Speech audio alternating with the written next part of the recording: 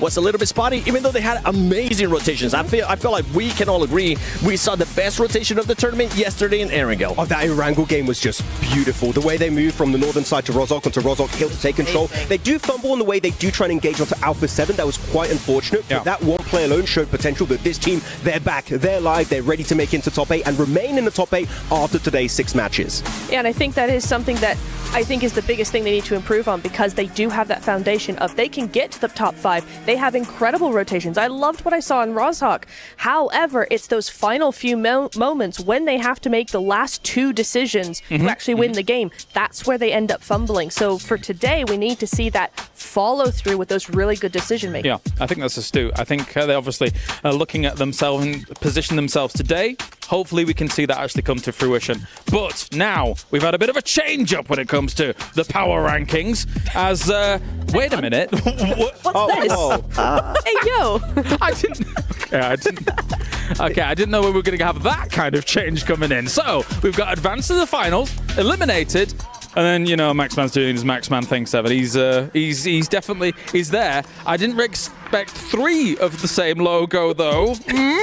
I just picked Revo as MVP. I didn't mean for the entire team to be down there. Are you causing problems, Max? I mean, I did cause problems for Phallic in PMSL CSA. It's grown stronger. There's no way you can eliminate our former champion here in this moment. This is ridiculous, 7. He did it at PMGC. As soon as you pick Alpha 7, I was like, oh, we're cooked. We're absolutely cooked. I'm just a scapegoat for every team. It's like, oh, it's Maxman. You are actually. It's just too on point I mean, sometimes. actually, you should be charging these teams a fee at this point. I was going to say, like, I'll send my PayPal information. You guys just reach out, okay? We'll make it work out. But no, some teams said just don't talk about them, and I'll just stay quiet. I have a list of teams. I might bring it out later. I can't predict. We'll see who's on there. I did see that you were messaged by many a team. Nepture, I'm assuming that they're not quite messaging you regarding please don't predict us. They're probably saying, oh, well, you know, we think we've got this chance, we think we've got that chance, etc. Yeah, not yet. I'm starting to get a curse, though. Really? A little bit, but mine is more in the moment. I will talk about a team and go, oh, that plays really nice, instantly eliminated. So it's more of an instant thing rather than a team curse like this guy over here. Nah, hold on. We got to call you out on this. Sure. No, wait. Kino? Can we talk about Kino? No, don't you talk about absolutely Kino, cursed that team. I love Kennetrope. And dare I say it? Dare I say it? I am the reason that Team Spirit lost PMGC. Yeah. No, that was their own fault. That was their own. Wait, did you also curse Team AXTMG? Oh goodness, did I? Because you've been really high on that team too. They're gonna have to do. They're gonna have to do a lot today, that's for sure, to try and push themselves into a position of power. Of course, you can see here as Falcons, the previous club championship winners, placing their key upon the key crusher. However, I'm suspecting their key will not be crushed today, Max. I think that they will continue to be able to position themselves to the top 8. It will be crushed, but in the finals, okay? You think so? Yeah, no. No Falcons champion? No, I don't think so. I don't think so for this one. I don't think Falcons have shown me enough to be a championship contender. I've had other teams on mind, but they could definitely... top 5, I think, would be definitely possible for this Falcons roster. Right, well, congratulations, Falcons, for winning PMWC, because Max has come to a complete reverse. What? You said they're not going to win. It is. Oh, yeah, sure. Okay, yeah, congrats. GG's. You won. You did. Take it home. We'll look back on this moment, and then they'll be like, thank you for the 1,000 points for the club championship, Max. Much appreciated. Final thoughts before we get things going, 7? Alpha 7 needs to start off with the win if they even want to be able to do anything. How about yourself, Nepture? The same for the other Brazilian teams. Intense game in Influence Range. R8, Yangon Galacticos, that's happening. I was told R8 are especially ready for this hot drop this time around. They said they eliminate them in 10 seconds. Paradise? You've got to be ready. Yeah. They said 10 seconds, Yangon are out. Panic! All right, well, we are good to go. Thank you very much, guys. It is time to start Survival Stage Day 2 and see who makes it to the final.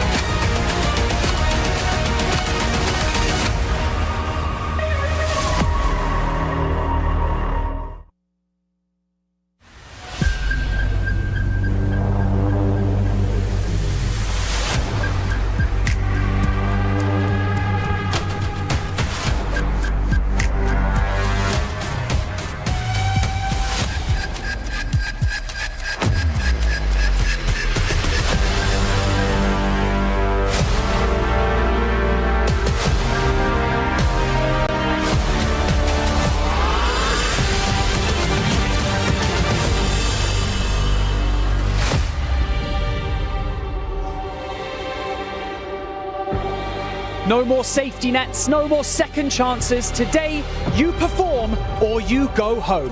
8 teams will have their keys destroyed in this crusher today, along with their hopes and dreams of staying in this competition.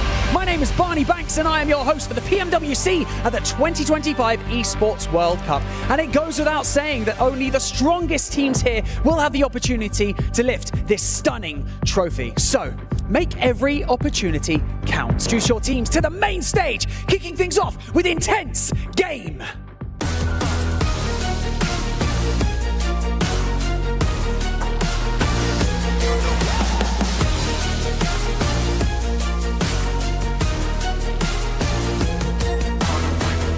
Nongshin Red Force.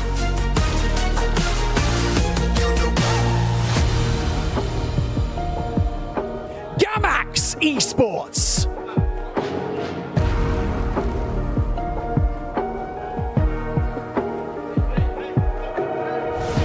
Yangon Galacticos.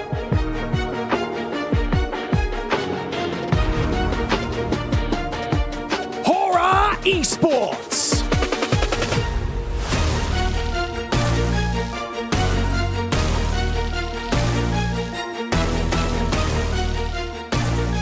Power Esports.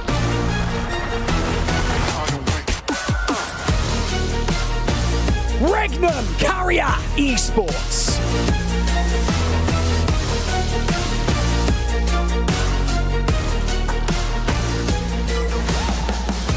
R8 Esports.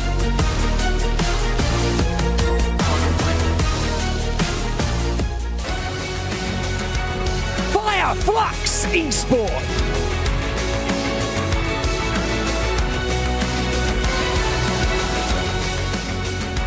Team Vision.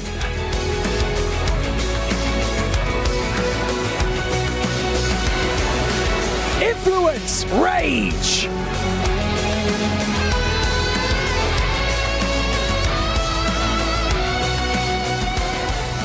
E Arena.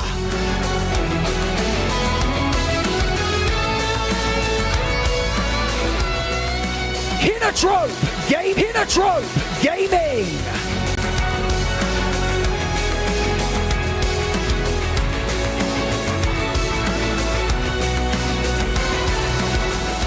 AXTMG.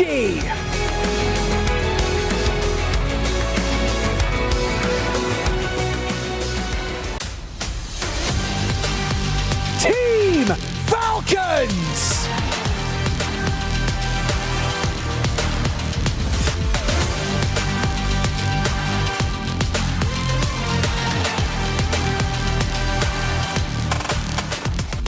Alpha 7 Esports.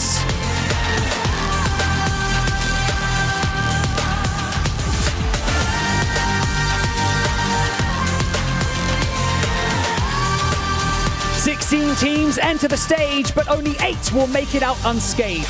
Remember, we have $3 million on the line, so it is time to get serious. It is time for the final day of the survival stage.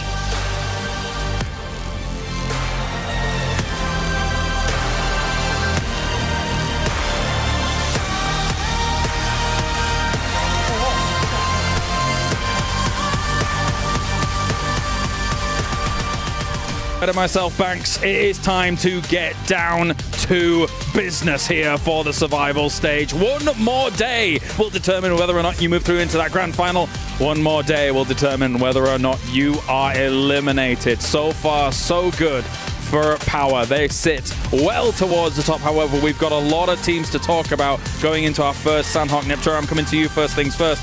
Brazil is a region famed for excellent hits here in PUBG Mobile. However, they've not been able to get it done so far here. They just haven't, have they? No. I mean, it's such a shock to everybody worldwide because it's sort of part of the esports thing now. It's like, well, Brazil's just going to be in finals always, all the time, and they're just looking like they're not going to. And usually, they're very aggressive, lots of control. We see them trying to do that with those edge splits as well, right?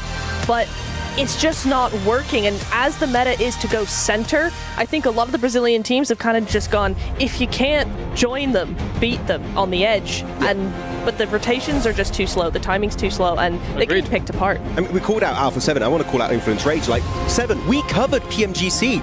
Such a great comeback from this team that really nobody expected when you have like Alpha 7 and all these amazing Brazilian teams and star players, and yet Influence Rage here at PMWC has just been really struggling to have an impact. Yeah, Seven, what do you think about these Brazilian teams? Yeah, Seven, tell us. I'm genuinely surprised, actually. If we go for the Alpha 7, I feel like it set the tone yesterday, as we were talking about Fireflux setting the tone for their day yesterday on the first match for Alpha 7. They had such a great play. They have won from that position before in PMSL Americas too, but it was just silly plays. Them not being able to clear under the bridge, then also forgetting that there was a non-Shim Red Force player on the South Island as well, and then just fully sending it without any cover. It's just silly plays by Alpha 7, and that's why I'm saying they need to start off with a win. If not, they could be one of those teams that get hot drop. They're a region alongside a lot of the other ones that we are keeping our eyes on here going into Sandhawk. I want to talk about more, but I'm getting word that the teams are ready to get into our first game. Sandhawk here for day number 2 of the survival stage. Let's head over to the casters for all of the action. Here we are, the last day of the survival stage, the last chance and last dance for 8 rosters. Half the lobby cut in half move forward, half have their tournament lives ended. So much on the line for so many different reasons. And that team right there, Alpha 7, need to perform well. But hey, as the champions, they've got a target on their back, and everybody is going to be gunning for them, looking to eliminate them so they are not a threat, at least to them, in the final stage. I'm Taylor Reflections Double, joined by John. It's time to get today started. We move into map 1 on Sandhawk. It's always an exciting spectacle. Maintain pace at the top of the tables. Try and engage those afterburners from the bottom. If you don't make it to the top 8, you're done. You're chucking that golden key into the crusher, and it is going to turn to dust. And it will be pretty brutal to see that happen, but right before your very eyes, and be sent home. Path is locked in for our Sandhawk match. We're going from Tambang up towards Hartin, so a little bit leaning towards this northwest side, and one of the few plane paths that can cause a few issues here on Sandhawk, but I'm not expecting for things to get too hot and fresh, except over on Paradise Resort. Focal point, Yangon Galacticus R8. They had a bit of a tussle with the muscle yesterday. We might see round 2 this time around. And from what I'm hearing, one of those rosters thinks they're not going to go down without a fight. Yeah, well, we had a Maxman Brain Blast over on the desk before, and he brought us the info, the R8. They're so ready. They're giga ready right now for Yangon Galacticos. They said 10 seconds, so should we start the count now or once they hit the deck? I'm not sure, but I expect it to last a little bit longer than that. 10 seconds. 10 seconds would be an impressive team wipe. I'm not going to lie. You need everything to go right. I think for at least R8, if they can win it, which I firmly believe they can. Yesterday, they showed us some of the best gameplay so far. It's yesterday, or excuse me, the other day for group play, but they do land over in Paradise. We are going to have that fight. That engagement is about to go down. And it's also Nongshim Red Force over on Ruins who have lost a player to AXTMG, who are now spread around on Tambang. They find an outpost, a really nice pickup. As we do hop in, though, to the scrap. This is longer than 10 seconds. I'm getting word that 1 minute and 47 is bigger than 10, and that is going to confirm the R8 are full of hot air. That's it. Well, you know what? Hot air, yes, in the prediction of time constraints, but maybe not in their prediction to wipe out Yangon Galacticus. Now, we'll say they come in with so much confidence, so much reverence, but if they don't win this fight, that's going to be a big blow to their ego. And also, the stakes are pretty high for this hot drop, and the reason why, well, Yangon Galacticus team outside of the top 8, but barely, just barely. 34-35. 1 point puts them back into the top 8. That means they're going into finals, and already Canatrop is actually getting active, surprisingly. And Yangon Galacticus, with their head on a swivel, are starting to rotate out of Paradise and now focus, at least right now, on the solo of Canatrop. It feels like the play there for Canatrop was that they knew there was a hot drop over in Paradise Resort. Yesterday, they wanted to try and poke their noses in, maybe set themselves up for a third party. Unfortunately, Yangon Galacticos, they actually just decide to fully disengage. A nice adaptation coming through from them. An early drop, grab a couple of weapons if you can, move on south. So Canatrop, their outpost, that gets spotted, and instead they are the focus of the pickup. And that point goes to Yangon Galacticos. In the meantime, this AXTMG Nongshim Red Force spread around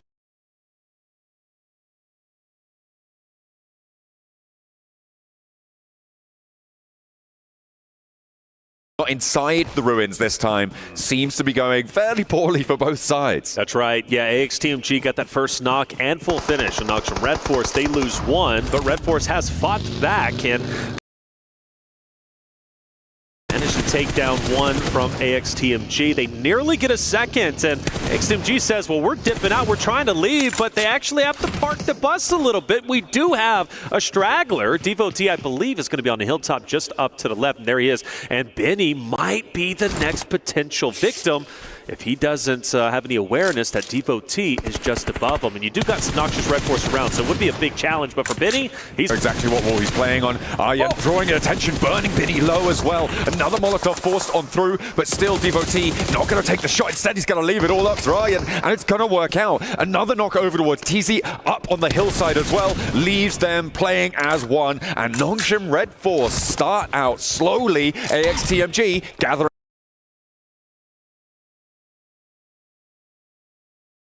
some pace. Yeah, they had a great day one, right? 48 points. They finish up in the top 5, but there's no guarantee come game 6 that they're still going to be there with everybody gunning for a qualifying position into the finals. For Nongshim Red Force, not the start they needed, and also for Kinotrope, not the start that they wanted. They lost a solo early on to Yangon Galacticus, and well, it seems as if Yangon Galacticus was able to pull off the hat trick, picking up all 4 Kinotrope out the first team.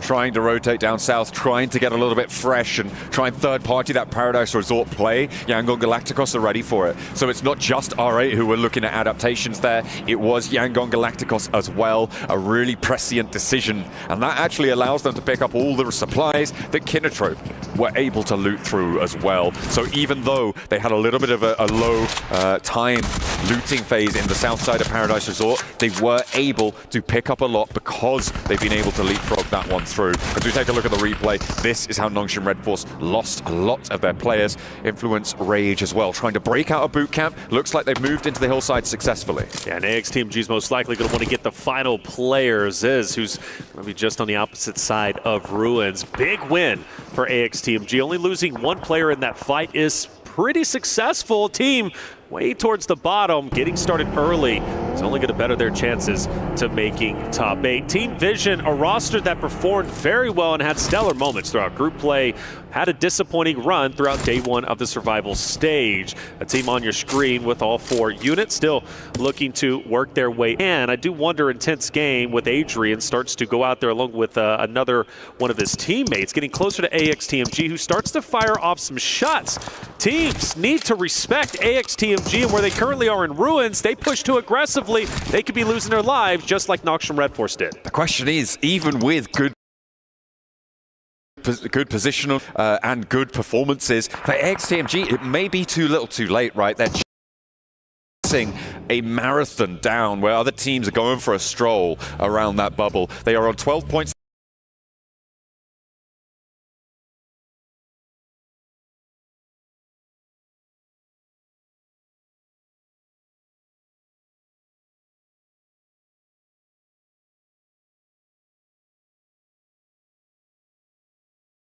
The start of this match, obviously picking up 5 is brilliant, right? Sure.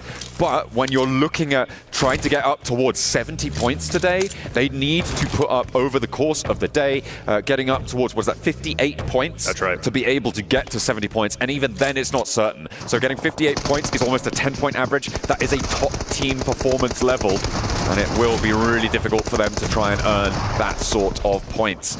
We'll have to see if they're able to be up to the task, because we get a replay of how Kinotrope walked into a building and did not walk out. That's right. Solo was taken down very early on. Yangon Galacticus said, well, let's take advantage of this. Let's push into Kinotrope. We know basically where their whereabouts are going to be. And like I said, they pull off the full team wipe. Good on them. So from R8 versus Yangon Galacticus to now the fight for Paradise turns around. Yangon Galacticus are gone, and now it's Regnum Karya taking their place. R8 opposite of them. This is another tense fight to talk about what's at stake here. For Regnum Karya, still relatively healthy within that top 3 position. They can have maybe 1 or 2 bad games before they start to get put on high alert. But for R8, this is a must-win fight. The shots are starting to ring out, and Regnum Karya is going to strike first. Immediately getting that flush as well, earning that point. Damar steps up with the DPS, but it's just a little bit out of range to fully connect, and Regnum Karya just keep this unlocked. 2 players almost immediately. They survived the hot drop here, Reflections, but it feels like they weren't ready for the second phase of the game, which is called not staying in your drop location.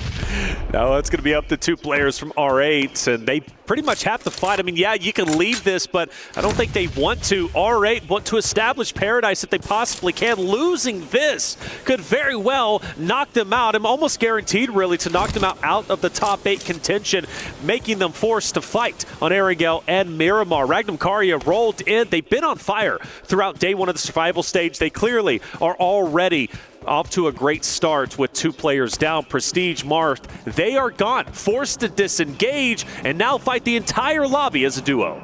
Now let's take a look at the rest of the lobby as well. The circle has centered up towards the north side of Quarry here, which means that there are teams on either side of the Quarry that are going to be able to be a massive barrier to rotations around this circle. Alpha 7 are actually in a very solid spot on the northeast side of this Quarry to stop teams from moving around that east side. Unfortunately, it's unlikely that they're going to be able to farm too many points for it. Well, they'll maybe get 4 from Gamax unless the Falcons try and roll in behind them from Cave on that east side. It's that west side that's going to get a little bit more fraught, and that is going to be up to Fireflux. It's going to be up to E-Arena to be holding down that west side of that Quarry position. But again, with Alpha 7 being in the position they currently are in the survival stage, a chance to potentially not make it into finals to defend their title, they've got a target on their back. And for Gamax, if they see him, maybe they want to go for the challenge. Hora, you got Fireflux, right? E-Arena, they see Alpha 7, maybe they get a bit more aggressive and put a little bit of extra attention on where they currently are. But I agree with you, John, where Alpha 7 is currently at, I'm feeling quite confident. We look at Falcons, Narvalo with Redox. Narvalo, that beautiful 1v3 against the roster of Alpha 7 yesterday, put them into the grave in game number 5. But one of the teams that was hurting Falcons the most yesterday was R8. This time around, it doesn't look like they're most likely going to run into each other. Even if they do, Falcons is going to have the numbers, so they might be able to beat their boogeyman. But for Falcons' sake, looking good. You got all the members up. They've got a lot of real estate, not only in front of them, but also behind them, basically a limited line of sight. So for Falcons, I'm expecting a pretty decent game 1, which is historically what they normally start off with. Well, they'll have to try and keep this one going. They're right on the edge of the south side. They're worried about crossings to their west. They needn't be, but they don't know that, of course. They're worried about teams moving down the west side, rotating in late, coming in from that south edge. There is currently no one playing that area, but they are just being careful. They're crossing their I's and dotting their T's at the moment as it goes. You know, you can flip that one around if you want to, but I prefer this way. Fair enough. All right, dangerously close to Vision. Volt being the scout. Maybe he calls out R8's weak. Maybe Vision chooses to challenge, but for now, that hasn't occurred. Intense game still out in the blue zone. Forced to go down south across Paradise. Maybe Regnum Karya, being the aggressive roster they are, spot them out and potentially go for a challenge, but I expect IG is going to be just fine. We'll have a zone shift relatively soon. And it is going to center up a little bit. Alpha 7 still feeling pretty good. Fireflux dead center. Vision okay. Yangon Galacticus and Regnum Karya starting to get relatively close. So once IG, Power, right, AXTMG, and especially Falcons way down towards the south start to come up, Falcons especially are going to have their hands full with E-Arena and Alpha 7. We've got a couple of teams on the linchpin positions here. Power, they're going to have to make a decision as to where to move. So that southwest side, the dynamics of it are really going to change depending on if they go north, if they go in towards the center, if they try and head east and fight E-Arena. We've also got that position on the southeast, and Gamax behind Alpha 7 could change things up. There's also that wild card of the Falcons. Everybody else has fairly linear approaches. It can get a little bit predictable, but those are the places where I think things could really change depending on how they want to approach this one. MX, Alpha 7 starting to inch closer and closer to each other. Brinko is way off in the distance. I don't know why he's currently there. He needs to get up there and join his roster if they want any attempt at attacking Alpha 7. But for the meantime, they're just going to continue to be very aware of where they currently are at, but they don't want to challenge necessarily. I do notice Influence Rage, though, as well as AXTMG are starting to get very close. And here comes that Regnum Karya IG rotation.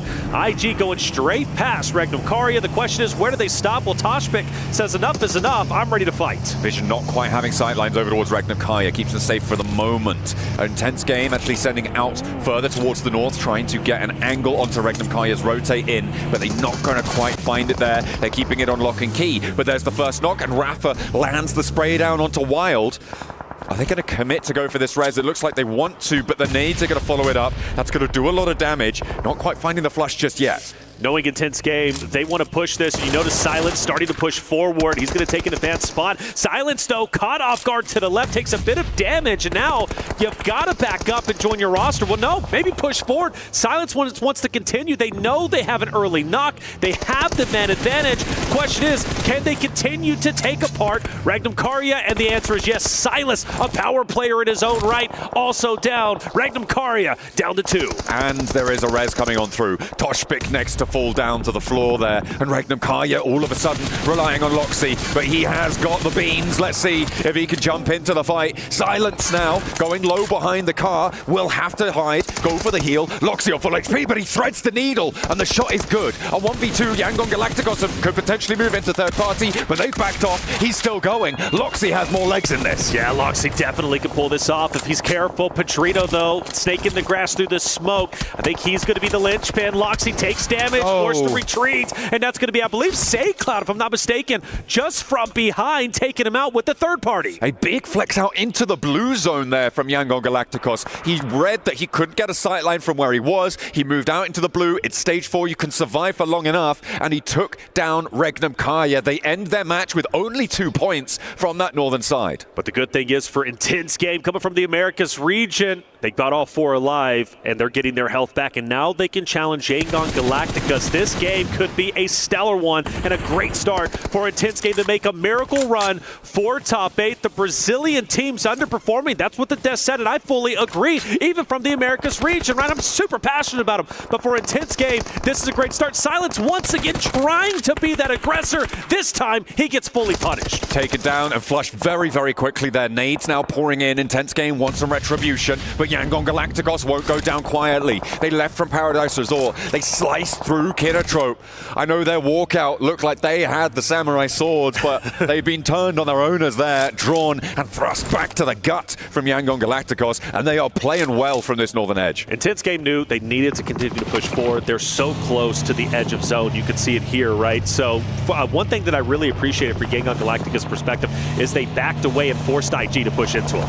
Oh, a big nade coming through on the southeast side. Alpha 7, they're starting to fumble on the southeast edge. Finally an answer over towards Yangon Galacticos, over towards Gamax, sorry, but that's Alpha 7 out. 7 said it on the desk. They need to kick off with a win. They've just been denied that. Neptura said it on the desk. So do the other Brazilian teams, and that's the same story for Intense Game on the north. Alpha 7, I'm ringing the alarm bell. Starting now, game 1. They are already out. They get away with 1 point. They were already outside of top 8. Alpha 7 struggles continue, and the fact that Gamax, who's been on the struggle bus, takes them out. A full team wipe. Everybody stays alive. I'm really worried for our A7 boys. Are Alpha 7 bad?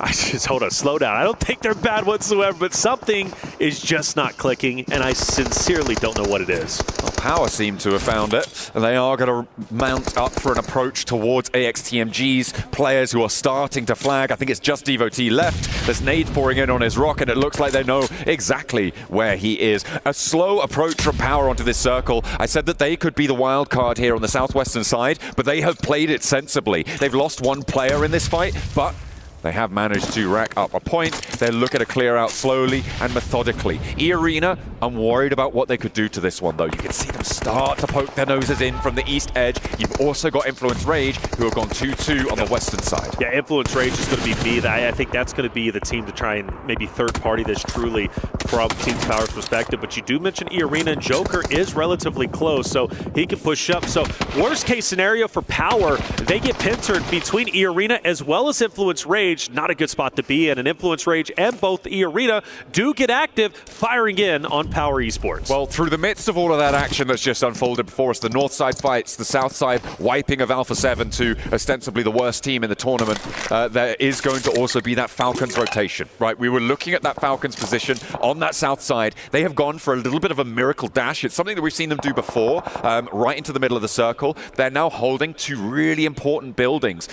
Shacks, fair enough, but important buildings in this next zone. They have cover, they can play to the south side to hold it, and everybody else who could crash onto their locations right now, they're being held out by one another. Once those fights conclude, Falcons are going to be a little bit more under pressure.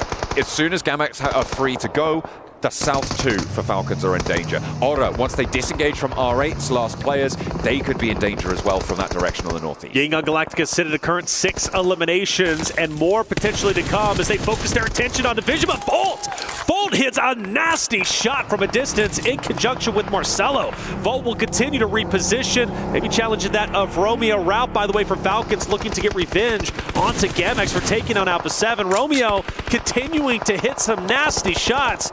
Vision putting up a wonderful fight. This could go any which way. For Yangon Galacticus, well, only one more player remains. Hora is starting to also get in onto the Vision fight. Noah, very weak. Marcelo should very weak himself, but manages to stay alive, believe it or not. Yangon Galacticos chiming in. Romeo's still alive and still giving it large. One player down on the backlines for Vision now. Just one player remaining left standing for them. Noah desperately trying to get the res, but he has to face the fight first. And Sky, Jiggle, both pouring damage down over this hillside. Sleepy's there with a backup in the ghillie suit, and it will go undetected by them. Over on the north side, Vision are wiped away, and Aura will continue for that fight on the northern edge, but the Falcons continue to take shots across every which way. Yeah, that's right. And even when Hora ends up winning this, they need to move forward, and you got Falcons who's ready to gun you down. Gamex as well, and I'm loving where Fireflux is currently at, pretty much having the only hardcover POIs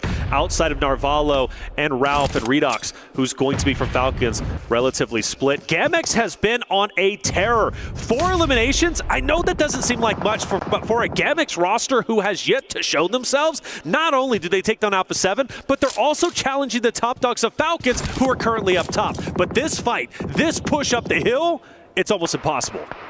It is very, very difficult when you're dealing with players that are sat up in that watchtower. You need to plant those nades in. You need to be accurate and deadly with them. But Ralph seems to know where he's fighting against. So do they. They bobble a nade over, but don't find the knock. They need some backup here. It is just Ralph on this position. Narvalo is off in the distance. They're playing split right now. And Arthur puts another stone up. Over the top, doesn't fully connect. In the meantime, Narvalo's soloing Aura on that northeast side. And actually, Aura could change the tune of this one. Yes, they could roll straight into Gamax instead of uphill towards Ralph. They absolutely could, and if they take down Gamex, surely they're going to take down the 2 from Team Falcons. Ralph repositions. E-Arena could also fire some shots on his back end. He needs to be very aware of his surroundings and who is currently at play. Ora, nade onto Arthur. Going to be a bit short. They've got to continue to push up. For Falcons, though, continually getting picked apart. Joker takes down another from the Falcons roster, leaving them as a duo. Hora starting to tighten the vice grip, getting closer and closer to Gamex. Gamex needs to be ready for the attack. Arthur first to face with the shotgun, but from a distance it's E-Arena, forcing him closer on the rock. Doesn't have time to heal before No Fear puts the nade in, and that could be terminal for them. A last player to stand, a damage lick sent back towards him, but there is just no way that he's going to be able to pick this one up. Unfortunately, the first aid actually coming through. Aura, okay, they're slowing down. That cut across from E-Arena doing a lot of work as the Falcons get taken down in the meantime. I don't mind the slowdown. Only one more player to remember from Gamex, and I do hope they do remember. We have seen solos wreak havoc on rosters who are even 4 stacks. We witnessed it yesterday with Catch. We can witness it once again here. E-Arena starting to take down Influence Rage. The solo from Gamex getting active onto Hora. Jiggle's going to be down. Luckily, they recover. They take him out. The question is, will Hora have to fight at it with 3? Yes, they will. A full elimination. elimination. Law, he'll go ahead and die to the blue zone. We're down to our top 3 at the moment, and a great start for Fireflux, who started the day in first place, looking to take game 1, but Sleepy has other plans. He wants to go a little bit further on this one, just about darts out of the blue in time to prevent himself from getting knocked. Fireflux back up now. They will be getting to 3, so it is 3 players alive on all of our remaining squads. The circle shifting away from Fireflux, though, makes this really tough. E-Arena sit dominantly on the high ground as well. You can see what a lovely angle Mormon has. So does No Fear over towards Fireflux, and it is really trading off that aggro. Aura, they do lose one to a knock, and E-Arena should have this on lockdown as 2 players now sit right on the back to the blue for Aura. E-Arena could jump all the way up into top 5. Massive game for them, but E-Arena has also been on fire.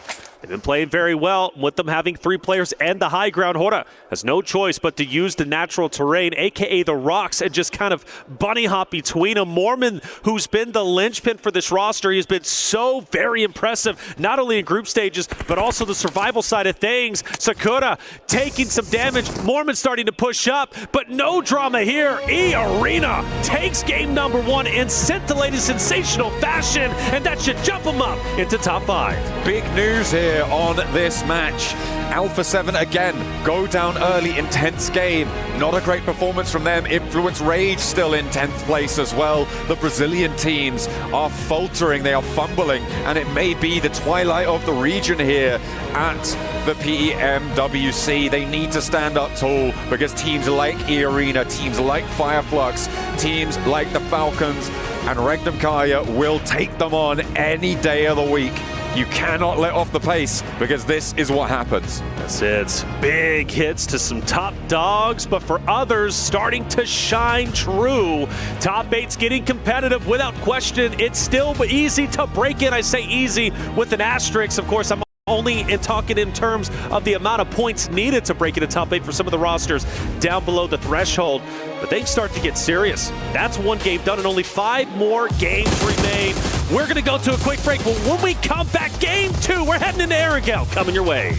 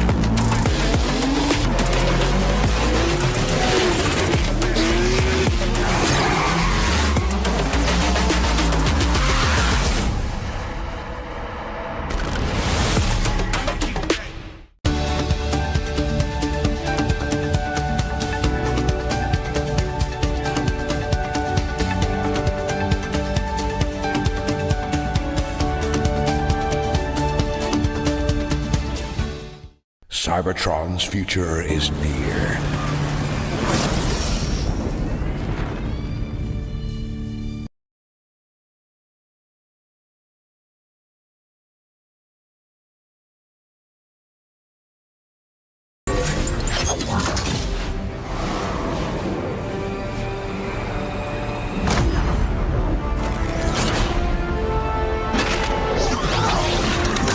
Autobots, roll out!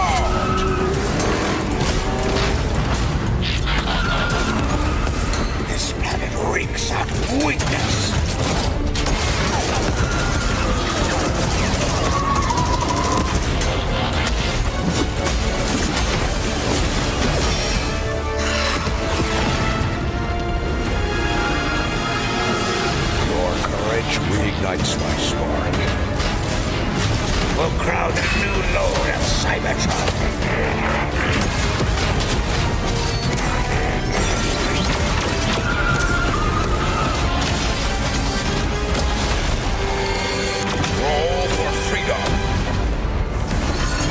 A victory for all sentient beings.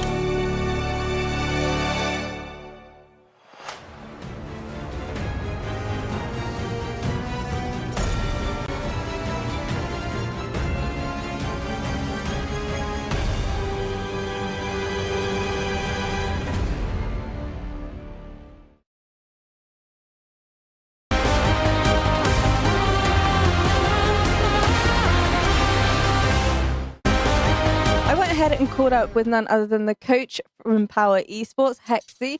Thank you so much for joining me. I got to ask you though, coming into the survival stage, having finished second place in many of the MENA tournaments, is there now an added pressure to surpass the Falcons here at PMWC? We don't have any pressure. We just try to be as much good as we can. Our point is not getting first, second place. We just play our games and try to be as much consistent as we can. Do you feel like the Falcons are coming into this event looking pretty strong? Yes, they are a good team. We respect them, but we will try our best, like, to surpass every team. We don't have a specific team to watch. So we just play our games.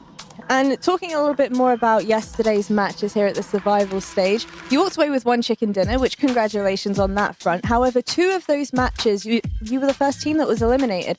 What do you really think went wrong there? One of the games that were because of hot drop, which depends on 50-50. Either you win, either you lose.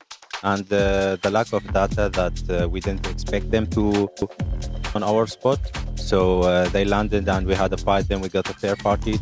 So it was a tough game, but we tried to fix that and we already fixed it. You already fixed it. Does that mean heading into the final day of survival stage, you're pretty confident you have a little bit more reliable data to work off of? Yeah, every day we play, we get more data about teams and where they go, how the style they play. Yeah. So our style should be and will be the same. So we just try to avoid on the first game fights. Then we will try to play our game depending on the timings and the data the players will get. Well, I want to end off this interview by asking you to give a message to the rest of the teams that you'll be facing here at the final day of survival stage. We are Power Esports and we don't fear anyone. We'll try our best to beat every single team.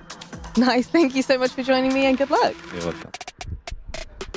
A Sandhog game, not ending on the Northwest Island. It's Christmas. We've got ourselves a brilliant game coming out from E-Arena, who were able to control the cliff sides, able to dominate the rest of the competition here in the jungle. Welcome back. I'm breaking down this game alongside Neptura, as well as Maxman here. And we have got good old E-Arena with a brilliant little win here, Maxman. Oh, yeah, good old SEA chicken dinner. We love to see it. No, it was a very solid game from them. They were playing a very good compound on the road trifecta next to bootcamp the entirety of the game. It kept shifting away, and they played it very safe, playing on the lower side of the cliff, trying to avoid all of these big early fights, all the early altercations, and because of that, a lot of the teams were wounded, and that's how they can sneak their way into the circle to get the win, especially thanks to Mormon's angle. Yes, Max. No, I'm doing that as a meme. I'm doing it as a meme. No, I did like how they played that. They were able to really effectively use the back of the zone to actually use that and to make sure that nobody else was going to come in. Use that kind of as a wall to just push forward and forward and forward, and it worked out really brilliantly for them. However, they're not going to be at the top of that ranking in terms of points. It's going to be Hora, who did step up in the end game, just trying to third party as much as possible, and look where it's gotten them. Hurrah! No, they're very excited about that game. Oh no, we're doing it again. No, actually, they were on a big sweeping motion onto the eastern side, just clearing all the teams. They got rid of R8. They had a really good compound control. Very strong third party, specifically onto the side of GMX. They were fighting another squad over there. I think it was Falcons, and actually just able to take full control of the east. Unfortunately, it wasn't enough to get the chicken dinner, but it was enough to be the top team in terms of points overall. So Hora really starting to play a lot more aggressive, which normally in CSA they're quite a bit more passive, but here they've really woken up and know that if they want to make it in the top 8, they need to get elimination points on board. Definitely come alive in the survival stage, right? I mean, there were moments in the group stage that I don't think we should really discredit too much here, but for survival, looking brilliant here, Neptura, and considering the position that they were coming in from, considering everything, all the components of this game, I think it lined up really nicely. It did land really nicely, and I think it's been really interesting to see how they adapt to the more global lobby, because you're right, we've seen something kind of very different from them in CSA. But to come into Global and not so much control with that more passive just zone control that we're so used to seeing, it is actually controlling with those third parties, which isn't full aggression. It's not a full confrontation 4v4 fight. So it is tweaking it, but it is just making sure that they are more aggressive, able to get more points, and actually reading the lobby really well. Especially in CSA, I kept describing them as a very good defensive team. We take a strong position, we defend until the very end. It's nice to see them be an aggressive team looking for breaches and third parties and then being successful while doing so. And I think that gives me really good hype around them as to how they could play going into the finals, of course, if they qualify, but they're looking pretty good, so I think the top 8 is in the cards for them. We have our eye on them. And another team that we have our eye on, of course, is Falcons coming into today, who actually got dispatched of relatively quickly by good old GMX down towards the bottom of the tables here, Max, who are fighting back. Let's take a look at these one of these moments here and see kind of how things went down. GMX taking heads. Okay, they take down Alpha 7 and Falcons, 2 favorites. So we had at the very start, like, they're going to make it top 8 pretty easily. But no, GMX are here. And actually, the first fight they took was against none other than Alpha 7. Alpha 7, by the way, did not have a bad game here because they actually had a really good rotate. They go from their 2-2 split, regroup on this compound, but GMX, they find one knock, maybe an angle of Alpha 7 was just not fully covered. And I tell you, the speed at which they committed was mind-boggling. They fully sent on the compound, all 4 players, overwhelm Alpha 7 in the matter of 10 to 15 seconds, and the squad wipe is instantaneous. GMX, if they want to do a comeback here to make it in the top 8 against teams like Alpha 7, they've got to keep this going the entire day, and maybe top 8 could be possible for them. Another team I want to focus on, of course, here is Fireflux. They've done amazingly here in the survival stage, but just slipping a little bit here in the final moments, Neptura.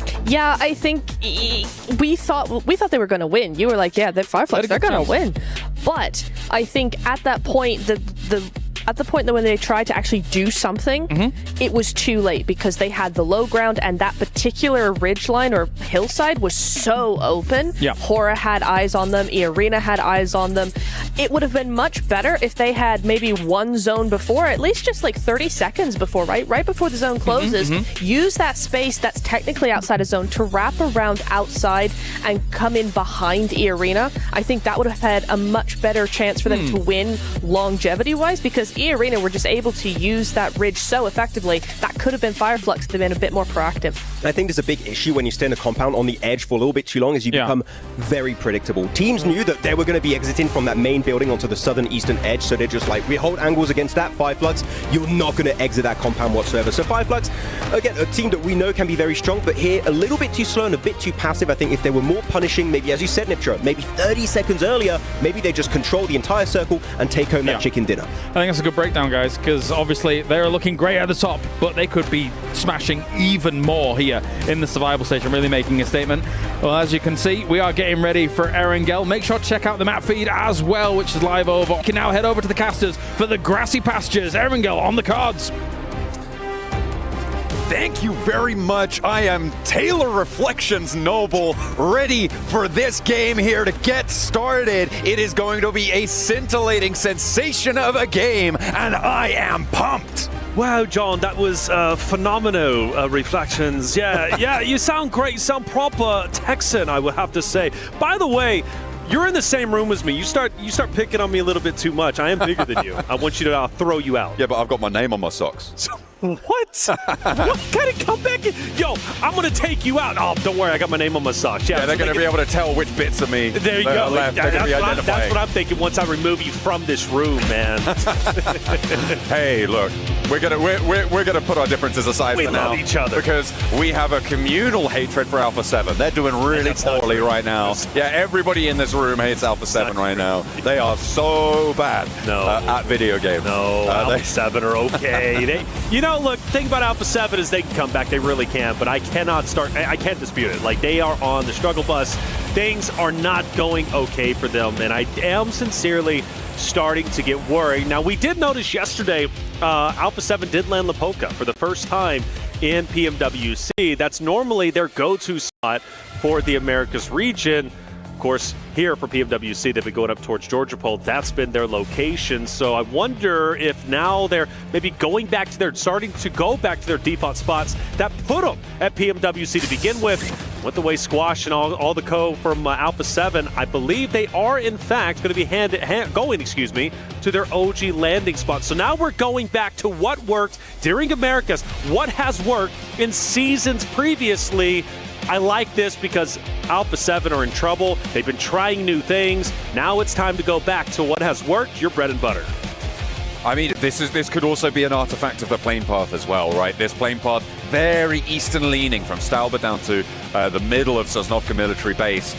It feels like a backup drop for Alpha 7. I wouldn't be too surprised over the next 2 matches to see them go back over there. Oh my gosh. This is a pretty nasty circle. Okay, let's kick things off with an eastern plane path and a hard southwest circle. Wow. This is also nasty because it's on the late end of the plane path. There's a hot drop on a vehicle there. I think that's in Intense Game, who have just lost a player. I believe they've gone down to Ora, if I'm not mistaken, over by Yasnaya on a vehicle hot drop there. Our only casualty so far. Maybe a little bit more as well. As Power drop one out, Evo T tries to give him the runaround. He says, I'm going to dodge this vehicle. They can't get through the rock. And he's like, yeah, but I've got a gun, mate. He's got a gun, and the gun wins over the night. Power, one of the top slaying teams when it comes to Arigel, at least historically here for our survival stage, elimination-wise, averaging, 7 or a little over 7.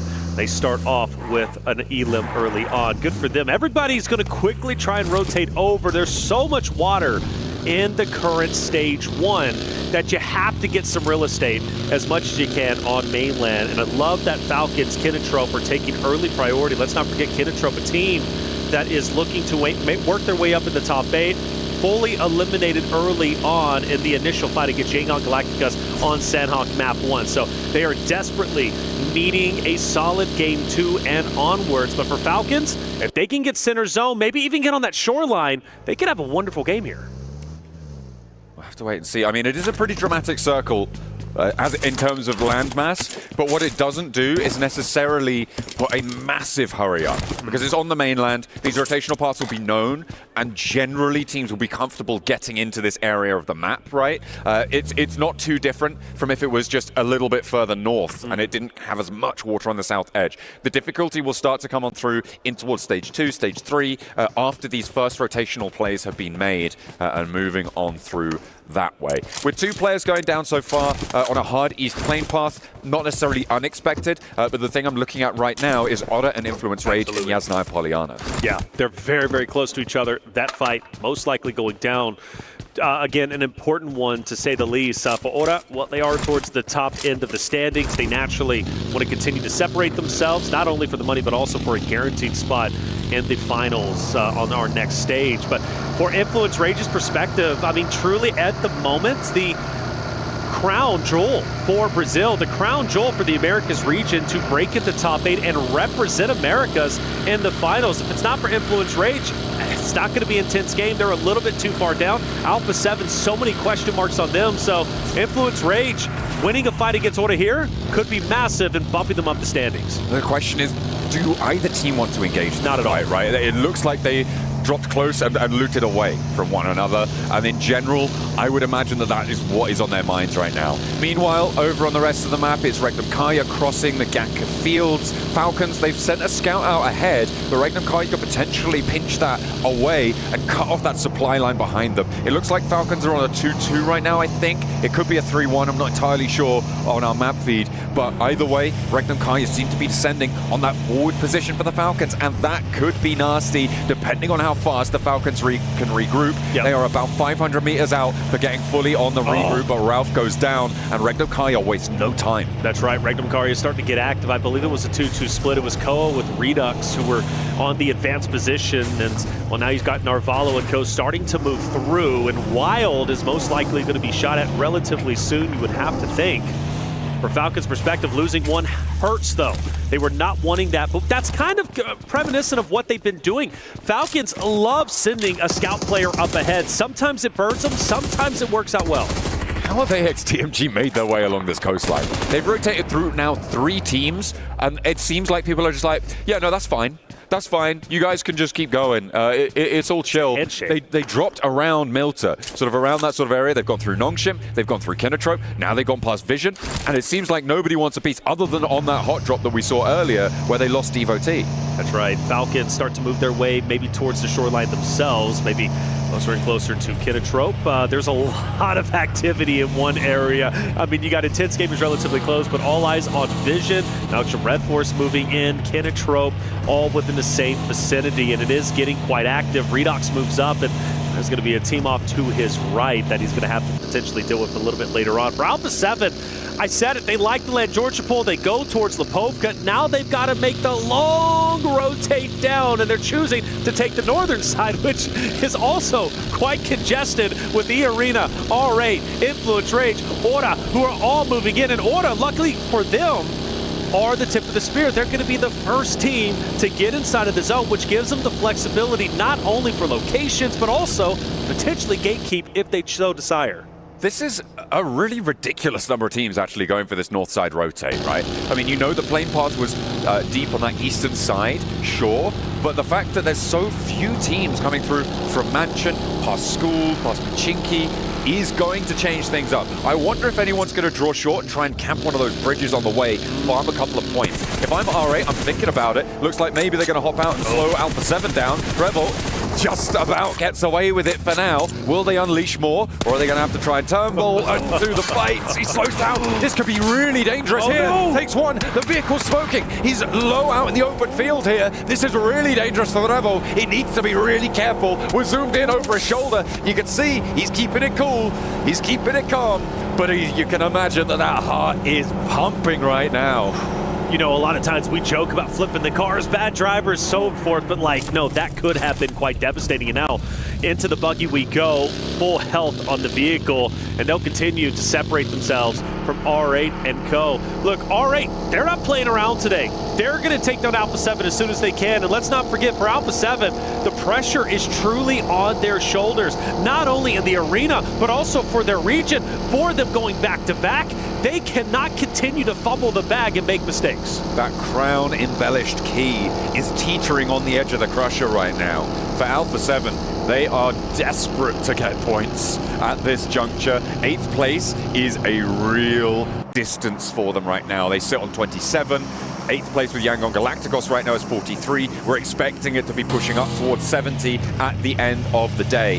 And we'll see how they are able to try and clamber their way on through, but that hope is dwindling fast. A hard west shift here isn't super dramatic. Again, it does cut out those Pachinki fields, but I feel like a lot of teams are going to be more pleased about that than if it had been further east on this circle. That west side coast now is going to start to get a little bit more packed. The area around Quarry can be very treacherous as well. Yeah, Alpha 7 start to move straight into the center. Well, relatively close anyways, just opposite of Aura and IG as well. And speaking of Aura, it's going to be right there neck and neck, and Alpha 7 don't want to pop. Well, they do. I thought they weren't going to pop out and fire some shots, but they want distance. They want Aura to keep on moving. And for Alpha 7, yeah, the shoreline would be great, but I think they're going to be happy with the real estate they currently have, and especially now, hardcover POI setting up. They will set up their fortress and try and gatekeep anybody else who starts to move in, aka E-Arena, who have now made their way into the zone out of blue. You still got some stragglers, Yangon Galacticus, Power, Gamex, who have been very slow on the rotate, now finally starting to come in. Regnum Karya setting up in the Wizard Tower. You got some great spots locked in. Question is, when the next future zones come, who's going to be benefited? And Alpha 7, no, Mafioso's down the arena challenging. They've just immediately taken down Mafioso, who got way too bold on the angle. As a solo, just had no chance of having backup from the rest of his roster. On the far side of the hill, I mean, I'm slamming a massive question mark on that one. Yeah, that's tough. What is going on? Alpha 7, they had such a good spot. Hardcover POI, like they looked great. Why not just stay there? Why scout? It's not necessary, and now you lose a player. You got to go at it with just 3. That hurts me. It really does. Benny laying low. Scarface up ahead. Benny, a talented player in his own right. A guy that wants to truly cement his name in PUBG Mobile history. Had a chance to speak with him, and I love his tenacity. I love his desire to want to be one of the best out there. Noxious Red Force potentially gatekeeping Power and Gamex as they start to move in. Fireflux, who are now on 73. Our first team to have crossed that expected threshold, right? They are now over the 70 points that we're expecting them to need to be able to get on towards those finals directly at the end of the day. So from here on out, it is just a question of solidification. If you could jump up over 80 points, you're looking pretty much guaranteed to be in, right? So if they can earn 7 points this match, beautiful stuff. Turkey will be very, very happy. Even if Regnum Kaya don't make it, they will still have their representatives in those finals. Well, historically, Fireflux have averaged at least 4 eliminations when it comes to Erangel, so that'll put them even closer to that 80-point mark, which definitely would be safe. And with the other team struggling as much as they have been, even towards like Yangon Galacticus at 43, I still feel 73 is most likely going to be safe. But you'd rather be safe than sorry. Take a look at the map once again. Another zone shift towards the south. That's going to force Alpha 7 out of their hard cover. E-Arena hot on their heels, most likely trying to hunt down the remaining A7 members. All-Rate also going in. Influence Rage, Regnum Karia. My goodness, the teams up there, John, incredible. I'm looking around that quarry area as well. Kinotrope control a lot of the ground on the southwest side. If they can keep that outpost alive, it could be great, but it's a question of doing that, of getting that one done. Alpha 7 now with more danger on their doorstep. E-Arena continue to try and push on through. They want to find a shot if they can make it over towards Revo, who's taking some peeks. Carrillo repositioning on the buggy. And Squash as well, potentially in with a scrap. R8 moving in on the north side as Influence Rage are going to go parallel towards them. Law hops out. He spots the player on the back of the buggy. He's so slow that he can't connect the spray. Law drops the ball in a massive way, and it is ID7 getting real happy with it there for R8 to stay alive. A slow, lazy drift, and it's too much to handle for Law. Yeah, in my opinion, that's uncharacteristic. Law hits his shots. In that moment, he doesn't, and now Lorenzen forced to full send it in. Go for the attack. Take down Damar, which might be possible. Damar's weak. Rosin, please do not drop the ball here, much like your teammate did just a second ago. The nade doesn't get the finish, but so does Damar. He, unfortunately, pulls his gun back just in the nick of time to allow Lorazin to successfully get that E-limb without any drama, doesn't take any damage. Even though Influence Rage loses one, still relatively okay, but they've got Gamex, they've got Power, and they still have E-Arena who are surrounding them. It is difficult on that northern side.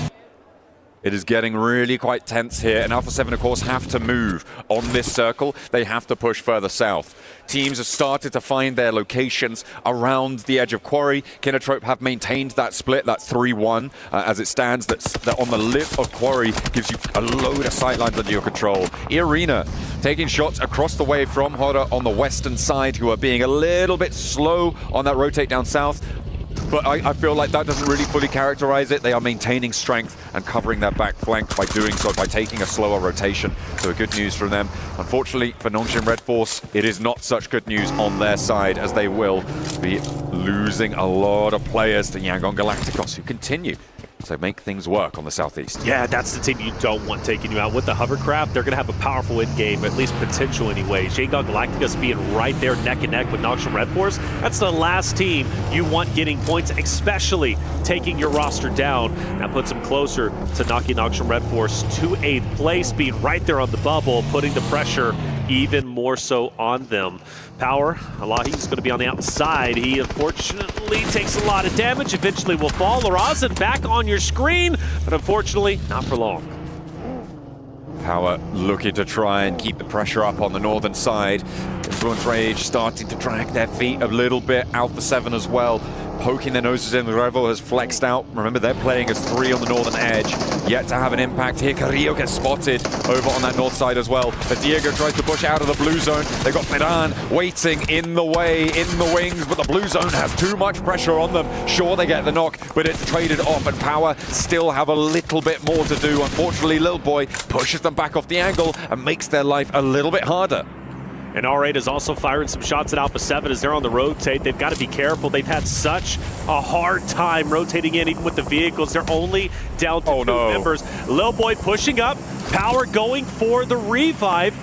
And Lil Boy He's a talented member. He doesn't lose these fights. This 1v2 could very well go his way. Easy. Doesn't have time to pop the med kit. Ragnar takes him down, and like you said, huge. Power wins a successful engagement. They're already top 3, and now they got 2 members to work with. But from one struggle to another, Alpha 7 are pinned down. This is the last player alive now. It's just Revo, and they're on the lip of that quarry position out to the west, and they go down again. A 1-point game, 2 games in a row. It is looking dire now with 4 matches left to play. They're going to need to earn at least 15 points every single match from this point onwards to be in with a chance of qualifying in 8th place. This is a team that people were talking about with a chance to win the whole thing. And you have to look at how it started for them, right? Landing at their default location, okay, great, but then they do not get blessed by zone. They take the long rotate up north, which isn't uncharacteristic from what they were doing during the Americas. But you had that solo who just randomly goes off on his own. He gets picked apart. Now Alpha 7 is down to 3. Then you have another player who starts to rotate out, scan the horizons, he gets taken down, and then all of a sudden now you're getting pinned up by 4 stacks and you just get taken out. I mean, Alpha 7, continually, something is going wrong. I'm super worried for them. I'm ringing the alarm bells. I think they are sincerely in trouble. But there's plenty of rosters still remaining who are not only on the bubble but also trying to maintain their position in top 8. Love where AXTMG are currently at. Infinite line of sights, a power spot to be in, and luckily for them there's no one around them. Everybody is in front of them so they can continue to pepper anybody that they see. Falcons, they managed to send through to the southwest side at the cost of one of their players. Now they're under pressure as Malvalo gets found out in the open, unaware of the team right next door to them, and will just lose another. So 2 players survive for the Falcons, playing on with Redox and Koa. They lost Ralph early on. Now Malvalo next to follow them. And for Hoda on that southwestern side, they're going to have to try and play on out. They have 5 points already. They are the next team right on the doorstep of getting up to that 70-point boundary. They just need 1 placement or 1 more elim, as well as Power up on 8 elims, 2 points behind that boundary on 70 points. Power only a solo though. It's going to be easy. Opposite of Kinotrope, who's just up to his north, I should say. In the moment, Falcons, Hora, most likely going to run into each other again. As Koa and Redox keeping them in their line of sights. IG most likely going to have an effect at least later on for Falcons, depending on how Hora ends up deciding to push up. Smokes are out. Hora might be making a rotate already, but the important thing, where do we shift the zone? Well, that's great for E-Arena as well as Kinotrope, who are dead center. Kinotrope desperately needing points to elevate themselves up toward top 8. Final needs to join in and do it unscathed. If he can do so, Kinotrope might very well have a deep run in top 3. They've got a lot of cover over towards Kinotrope's outpost. I was looking at that position, and if he didn't move immediately, I was going to call him out. He needed to regroup here. Binny, okay, on the inside for a 2-piece with a pump action around the shack, but there's more to do. He's got a protective barrier around him, though, because he takes down... Wait, was that Binny as well? That was Vinny as well. Oh my goodness me. Yes. This guy wants to be the best. I told you, man. I talked to him. He says, I want to be the best. I want to submit my name. Like no one ever was. Mobile history. Ragnar starting to move up on Hora. A big fight. Toshbik down. No fear. Firing shot, but can't connect enough. Another from Ragnar will fall, and it might be a clean sweep from Hora's perspective if they can get Sleepy and No Fear back up. But no worries. Sky continues to fight tooth and nail. Ragnar still having life. If Sky can't pull off the hat trick, Hora, they're out. Intense game as well on the northern side. Could potentially move in and third party this. A flush over towards Sleepy, leaves Sky as a solo. He's disengaging, sending south. There's a solar outpost in Yangon Galacticos for Romeo. You can see he's off in the hovercraft on the top of the hill here. Staying safe, staying calm for now. Just seeing what's going on. It looks like intense game. Fall back away, and maybe the fight peters out, but I think Sky might just be done for here. Romeo, though, starts to light it up on the hillside. Ragnar astounding that they're even alive. 3 members up and in the fight, but you mentioned Romeo, who now has perfect line of sights on everyone from Ragnar just in front of them. And you also got IG starting to come behind him. Loxy through the smoke, however, dodges him miraculously, and he has an attempt. He's going for it, but Petrino shuts him down. Will not be able to sidestep and find the follow through there. For Regnum Kaya, they'll play on as one. And I was waiting for Intense Game to get involved. I thought maybe they were going to send out towards the east, but no. The hillsides are just right to be swept on through. And now, with just one player left from Hora, they might turn their attention towards Yangon Galacticos' position further south. But it is all a question of who can get close to Kinotrope. And also for Sky, what he can do as a solo. Behind that of IG, he hasn't been spotted. But luckily for IG, they've got, oh no, they're parking the bus, which means Sky, he could have a devastating effect. Here's Benny with the 3, takes down 2, and well, Marth comes out of nowhere, and Benny says, hey, where you going, buddy? And mows him straight down. I was 100% sure that was an off-angle chiming in on that fight. I thought there's no way, right? Like, I think shots were coming in, and he finished them off. He's got to chill out a little bit, but no. He was like 1, 2, 3. He only needed those 3 shells, and he racked up 3 points. That was really impressive from Binny to be able to connect those shots, especially on the moving buggy, under pressure from the high ground as well, out in the shack. And it's rightly so that they're up in now 5th place with those 4 points under their belt, and maybe more to come. However, for Vision, they've got a choice to make, and it may be that they send for the shack that Binny sits inside of. See where the shift is. Honestly, if I'm Sky at the moment, I'm just full sending an IG. Like, I'm trying to do as much damage as possible. And the only reason why is Hora is a bit different, being in 2nd place, already at 70 points. Sky can afford to do this, and I believe they rotate by him, and Sky does manage to fight it out, and he's firing shots. He's connecting a bit. Petrino fell. However, IG managed to recover, and they'll still be a 3-man unit to push deeper into the zone. For Romeo on the hovercraft, he's still scouting the surroundings, seeing what's out there. That hovercraft, maintaining it, so valuable for the end. But with the zone ship, Kinotrope once again still in a powerful spot. My eyes once again fall to them. A big game here would elevate them up the standings. They're at 22 points. Breaking in the top 8 is very doable, and they can honestly get very close with a win in Game 2. Really good information gathering there from Vision. They saw Intense Game leaving from that location, which opens up the position now that Marcelo and Nawaf have moved into. Before Intense Game and all the teams on the western side move, you cannot play the western side of the quarry like this, but as soon as they see that maneuver happen, they are in there. And that is a really smart rotation coming through from Vision. I like to see it. We'll see if they can go further. Romeo taking a little bit of damage. Rafa also shooting the hovercraft to get it relatively low in health. I thought it was on fire, but I can't fully tell from that angle. Adrian with the off angle. Renat, though, sees it. Ready to take him out. If he sows desire, unless he didn't see it, it goes right straight into Adrian, who takes over a little bit of the high ground that he possibly can, and the push is in. Adrian nade out. Rafa has also joined, and we have a tense game. Absolutely, they're fully committing to the Yangon Galacticos fight, and that nade looks good. Just about dodging the damage around the cliff. On the edge there, the rocks protect him for the time being. Adrian is low now, though. More nades getting sent back and forth. That is just a tickle, but across the way, Fireflux can really start to get involved now. They just need to step a little bit closer, and they have full sight lines on towards Yangon Galacticos. You can see Solus wants to get a little bit more done, but across the way, you've got Kinotrope to worry about. This open ground around Kinotrope is just so deadly, and no team has really been able to do too much about it. It may have just been handed to Kinotrope on these circles. Shifts. Well, the hovercraft has been blown up, and Romeo can still use this coverage, and he's putting in great work, peppering the members of IG just up ahead. No one's going to be able to penetrate it. No one's going to be able to shoot Romeo in his current spot. So IG, that's one less member they're unfortunately not going to be able to fire upon. For Rafa and Adrian starting to run on fumes. They can't go anywhere. They need to get up. They need to get out of blue, but there's only open space.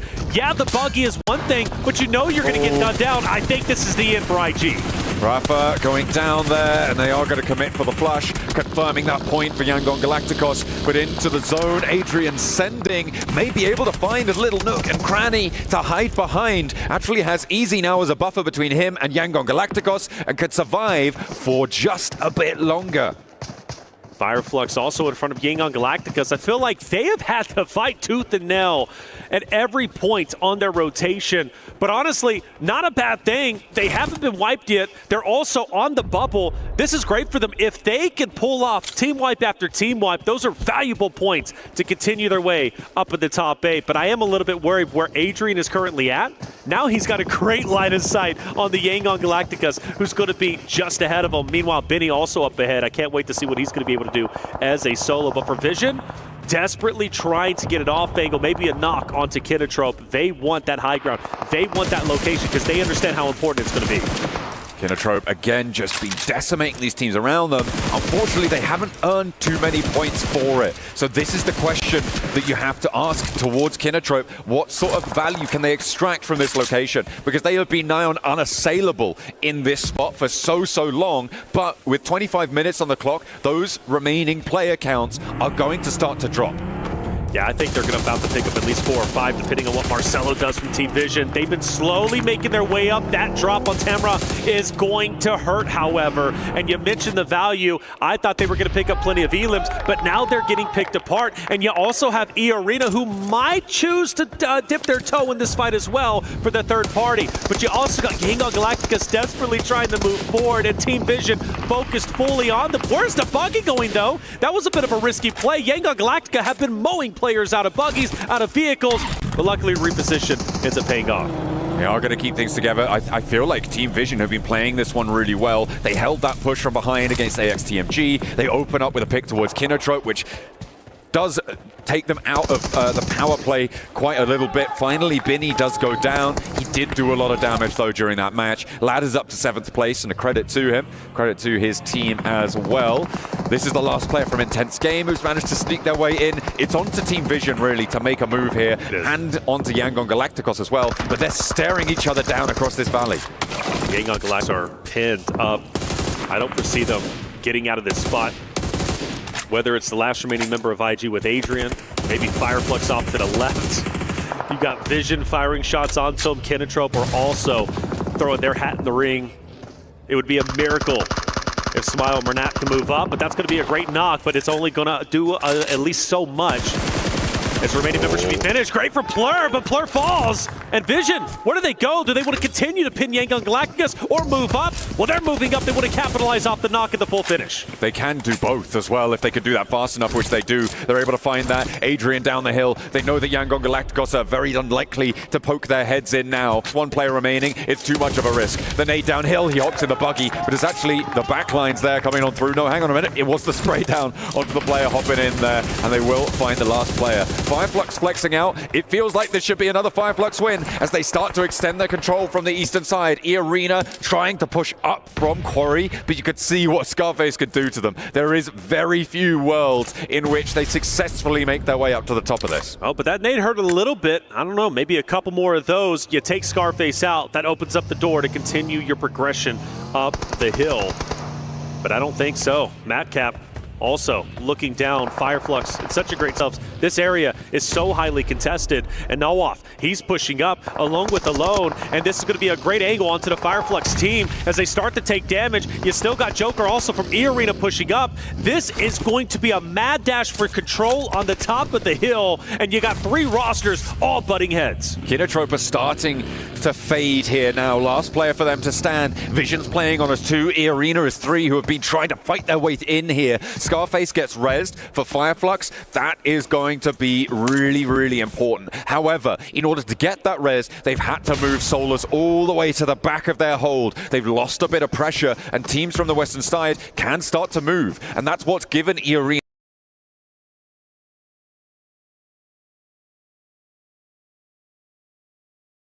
this momentum, this ability to get as close as they have. Mormon now with an opportunity maybe to mantle here, but he pops that Molotov up on high, and they aren't quite going to find it just yet. In the meantime, Yangon Galacticos lose their last. Oh, they see him. I think they're wanting to go for the challenge onto Mormon. They don't want to overexpose themselves. You got to find a 5 balance here. Too aggressive, it turns into recklessness. But if you do it just right, you could dismantle a roster.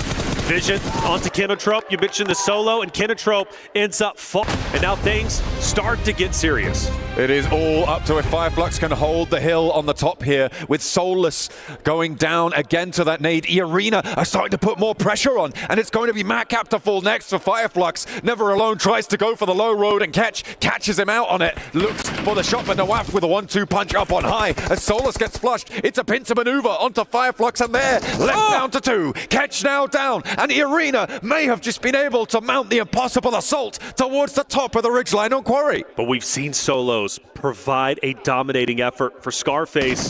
One player down low. He's been spotted, however, so the cat's going to be out of the bag, at least from Vision's perspective. Now, the question is, does Mormon Joker Sakura from E-Arena know where Scarface is currently at? It should very well be a dominating win from E-Arena where they currently are, but Scarface can dismantle this push, can dismantle the hopes and dreams of E-Arena from taking the victory, and the shots are fired and Mormon is down. Scarface catches the backline for E-Arena, and he's looking for more. He's looking healthy. He got a helmet refresh there, a fresh level 2 over onto Scarface. He knows Never Alone's down the hill, and he jumps straight into Vision. Now, in a 2 versus 2, though, Vision can do a little bit more. They've got a little bit more firepower here. No up on the face. Oh, he turns his attention away just at the wrong time, but a nade from the sidelines keeps him alive. That's it. Team Vision desperately trying to fight, and they do get a knock. This could be a takeover attempt from Team Vision. Sakura firing shots, but it's not enough. Is Vision pulling it off? Can they do it? Or will Sakura lock it in for the back-to-back for Arena to start the day? And it will be Arena back-to-back victories on the day. They look as if they are poised to go to Grand Finals, and they want it. Last time around, they went out a little bit quietly towards the end for the chicken dinner. This time, it was bombastic from E-Arena. They held their nerve. They moved up those tiered positions on Quarry. It is so uncommon to see a team win from inside the Quarry. Fireflux dropped the ball in a big way from that eastern side. It felt like Kinotrope as well could have done a lot more in that situation, but a massive credit to E-Arena. This is a display of skill that you do not often see. I've become a bigger and bigger fan watching them play throughout the group stage and into the survival stage. The way they hold on to a power position is impressive and truly phenomenal. E-Arena, a team that I very well think going into the finals, once they make it, can make a huge impact potentially to this entire thing. Don't point the camera at these guys. Oh, come on. A little shrug from Alpha 7 to close us down for the second match of the day. Our first Erangel is out of the way. It was E-Arena to take a big chicken dinner. Fairly low elim count, but still important where it matters. We'll head to a break. We'll be right back with match number 3 of today.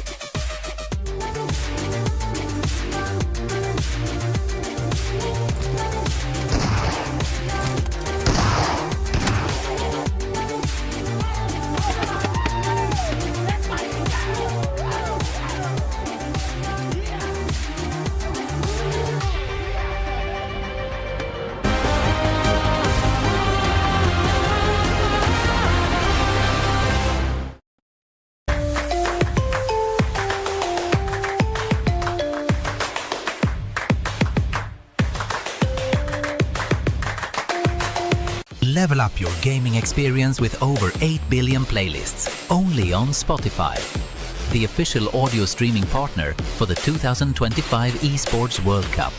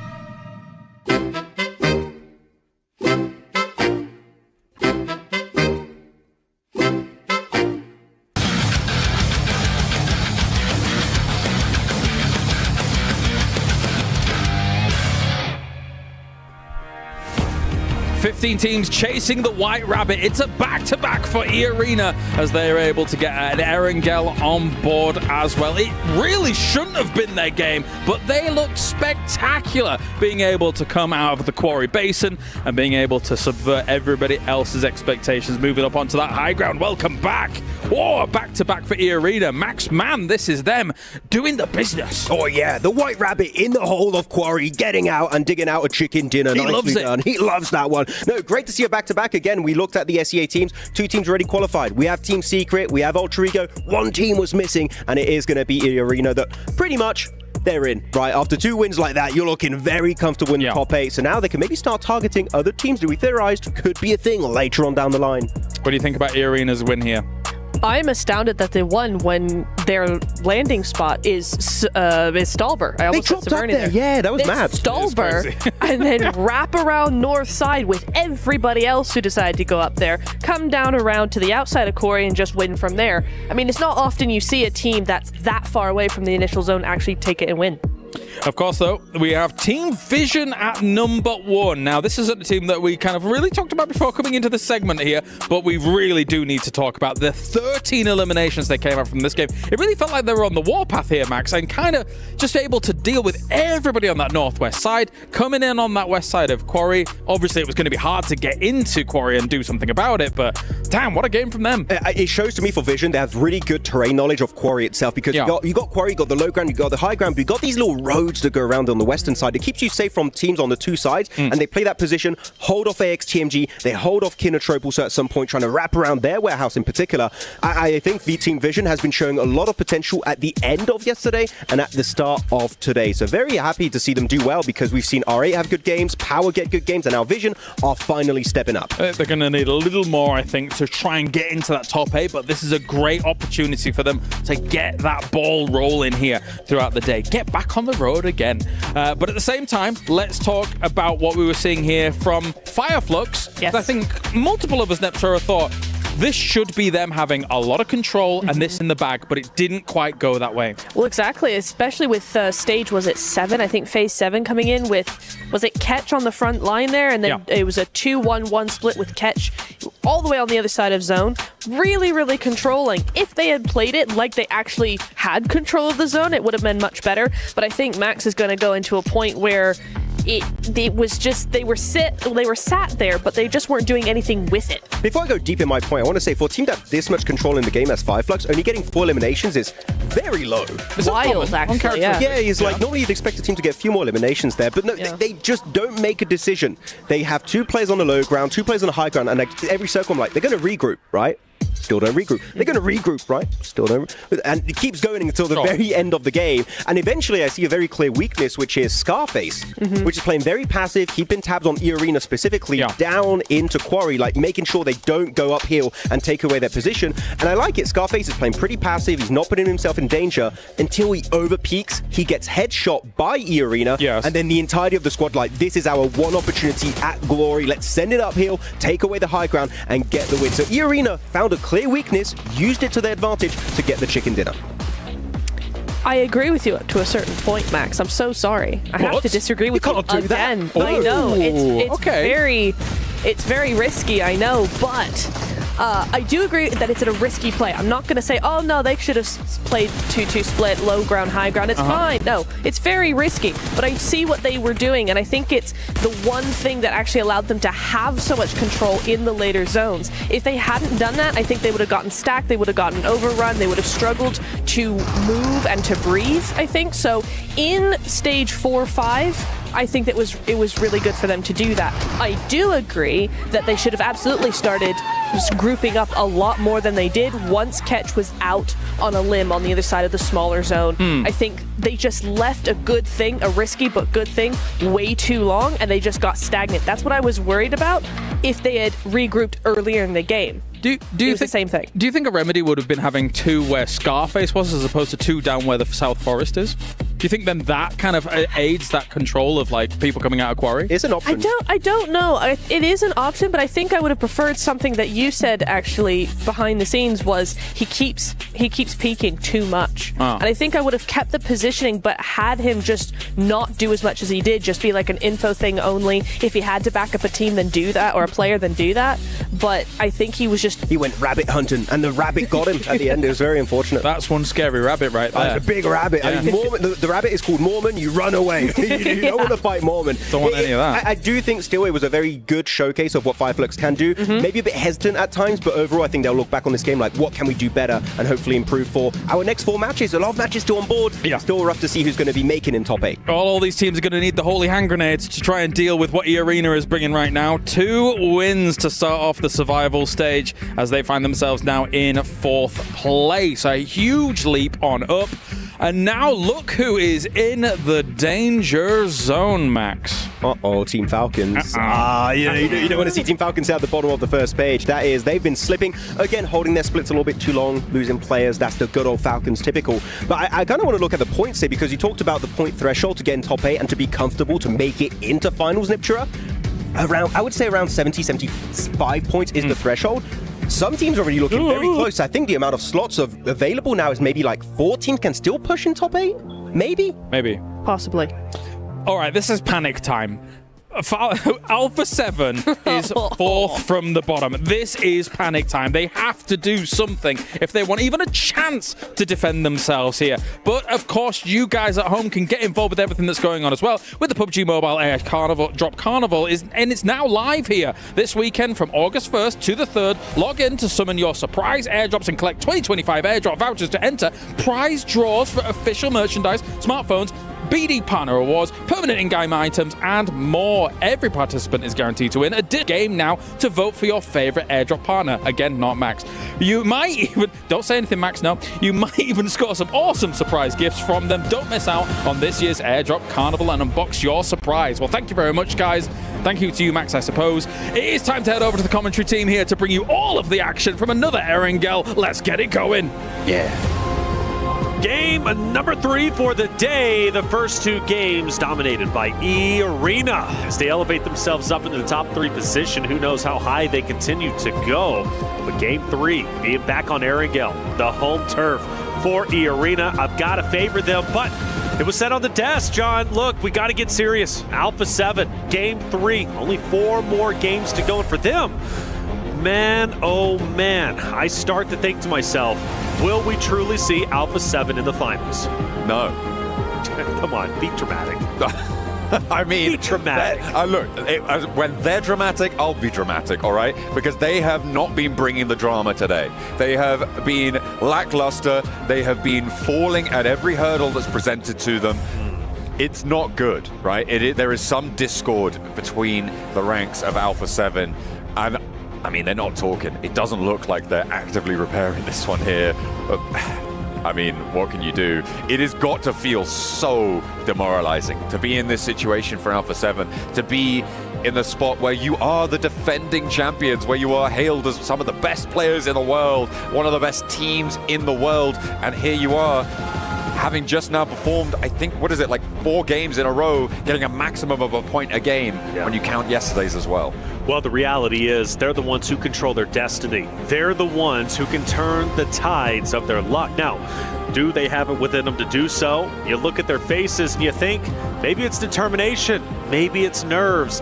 It's hard to tell. But for Alpha 7 and other fighters, they're going to continue to fight till the very end, especially that man right there. He jumped at us, by the way, during one of the segments in the beginning. Scary guy, but also a lovely guy at the same time. But whenever it does come to Fireflux, they have outperformed themselves from their group play in the survival stage. They surpassed the threshold. They're now at 83, well within their right to go into the finals. And I must say, man, from Fireflux's perspective, it's been a pleasure watching them, and it's also been great watching E-Arena again as I become a bigger and bigger fan throughout the group stages and the survival stage. When they have a power position, they refuse to let it go.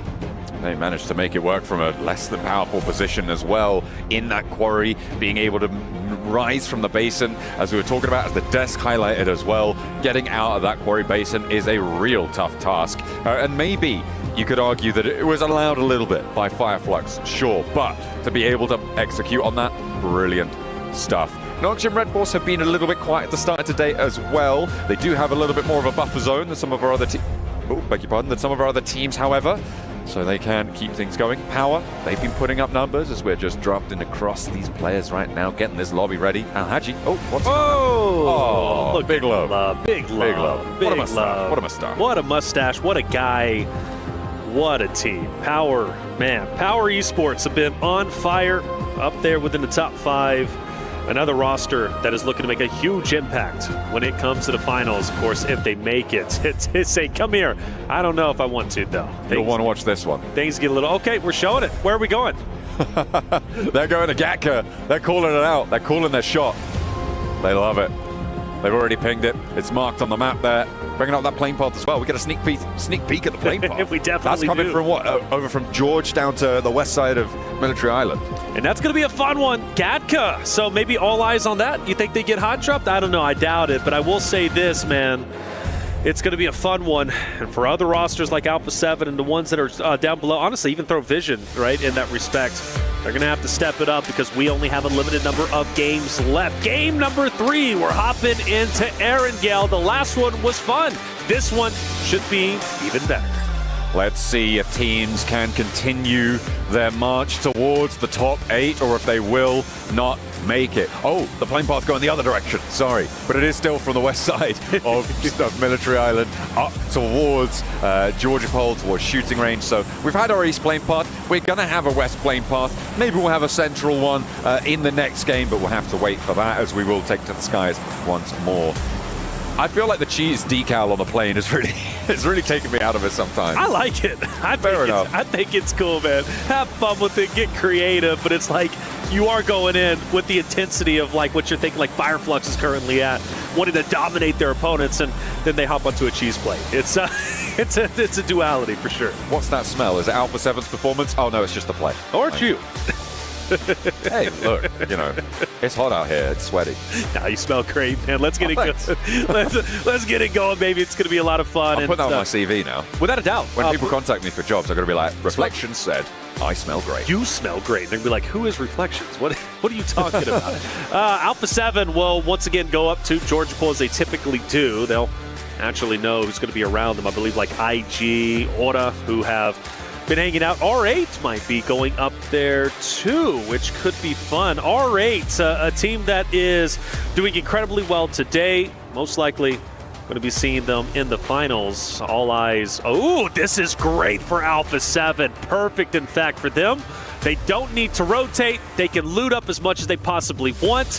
One of their big things, though, is having stragglers go out and scout who are getting targeted, leaving them with 3, and then leaving them with a duo.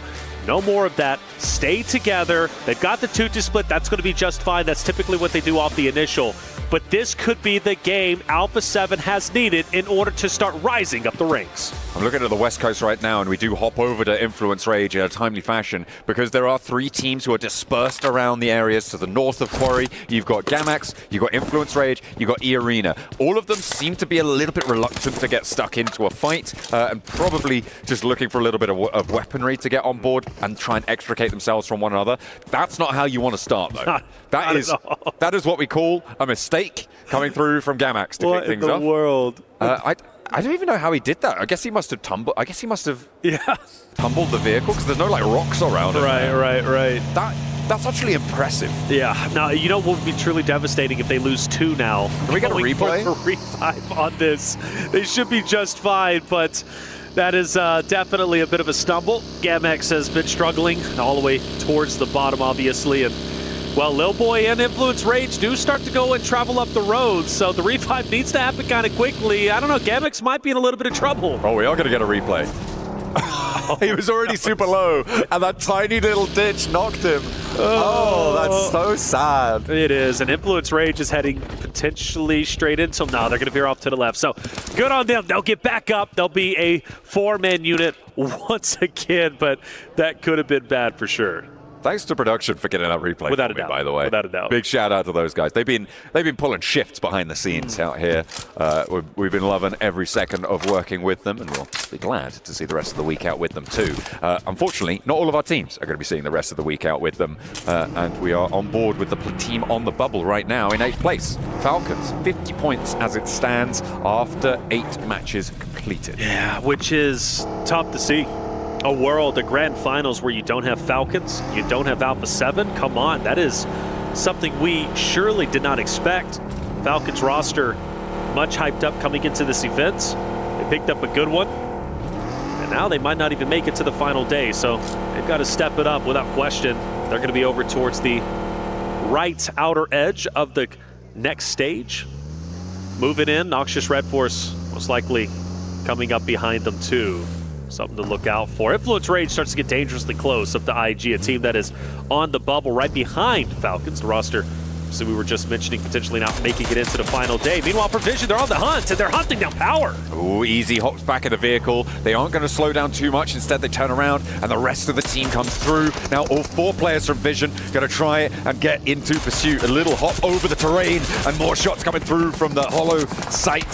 At Mini 14, pumping damage into Easy, but again, he protects himself. He keeps safe and falls back with the rest of Power. So staying alive there could be all important, and maybe all important for Vision, because they're in 10th place right now. They're chasing. Without a doubt, right? Very close to catching up and breaking into top 8.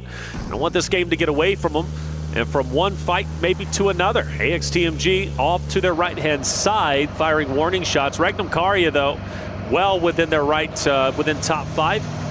Looking very, very good at the moment. They start to rotate in as well as it starts to get active up towards IG Alpha 7's region. And we do expect that, naturally, as the zone. A lot of it's actually going to have some water, which always makes things a little bit spicy. Arena getting active onto Gamix. Yeah, Arena having found that initial knock first. Looks like that could be rezzed up. They're taking more shots out that way. It is mostly just Joker out here. The rest of the Arena not quite close enough to go for the full fight. Sakura also isolated, so could get a little bit messy here as the res does come through for Gamax. They're trying to encircle this one, but they may have bitten off a little bit more than they can chew with the amount of split that they've gone for. I think Sakura's read into that, and this retreat is timely.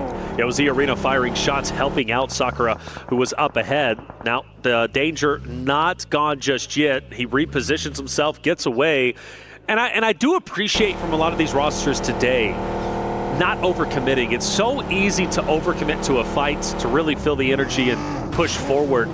Teams aren't scared to disengage, and I think that's going to be very valuable going into the final stages. Sometimes disengaging and not fighting the fight is the best course of action, and for E-Arena, they decide to do just that because Sakura, even though he was in a 1v1, he did have help from a distance. Once it became a 2v1, he read the situation correctly and decided to dip out. Gamek's going to hold on to the shoreline as much as they possibly can. E-Arena, though, continues to kind of encircle them and tramp them, and I do wonder if Gamex is truly going to be able to make their way down the shoreline, or if they're going to have to go south and maybe towards Quarry and reposition. They will be able to survive for just a little bit longer. The question is, how long do you spend doing this, right? Because all this while, teams are getting closer to Everest, to Hospital, to South George. They're getting ahead of the curve in terms of that rotational pace. So chasing down Gamax, I mean, is it really worth it for E-Arena right now? I'm not sure if it's the wisest investment of time. If they get one Elim, okay, they have managed to find that knock. I imagine they're going to turn around now and start to head into the circle. Anything more than this, I think, is a bit of an over-investment.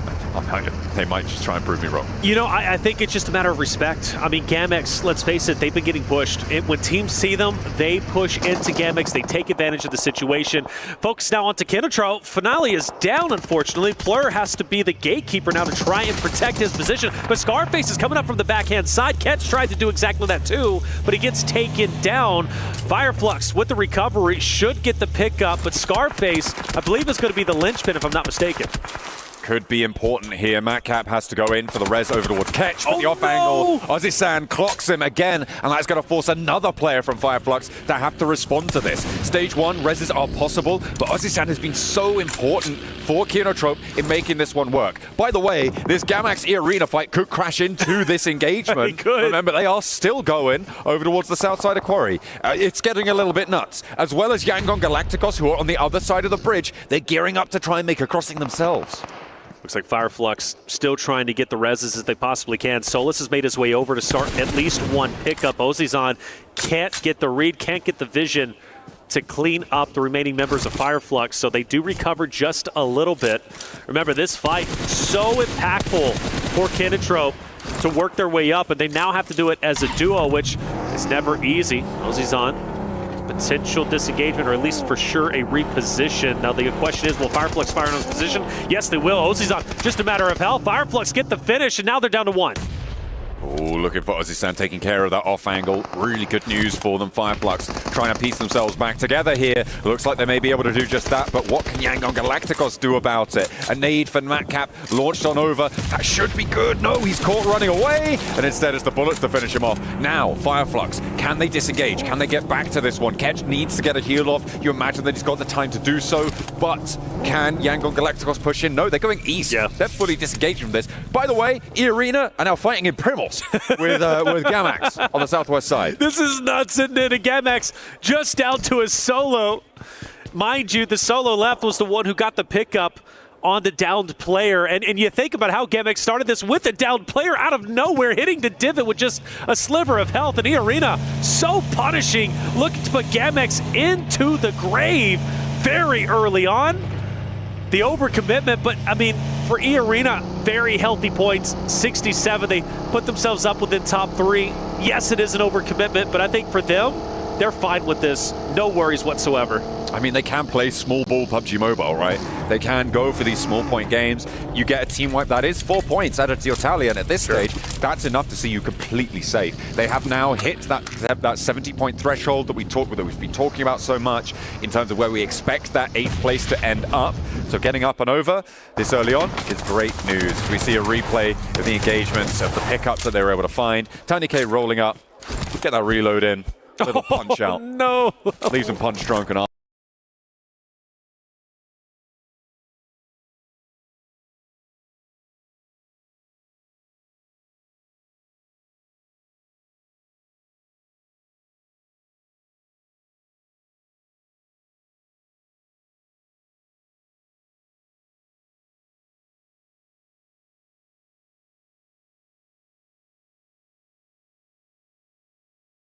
down the count. Well, with that clip, we can see it's a little bit personal. If not, they're having fun, but I know Gamax isn't. Gamax is definitely not.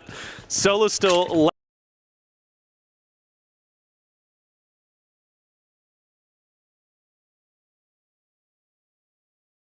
last up. I'm actually shocked.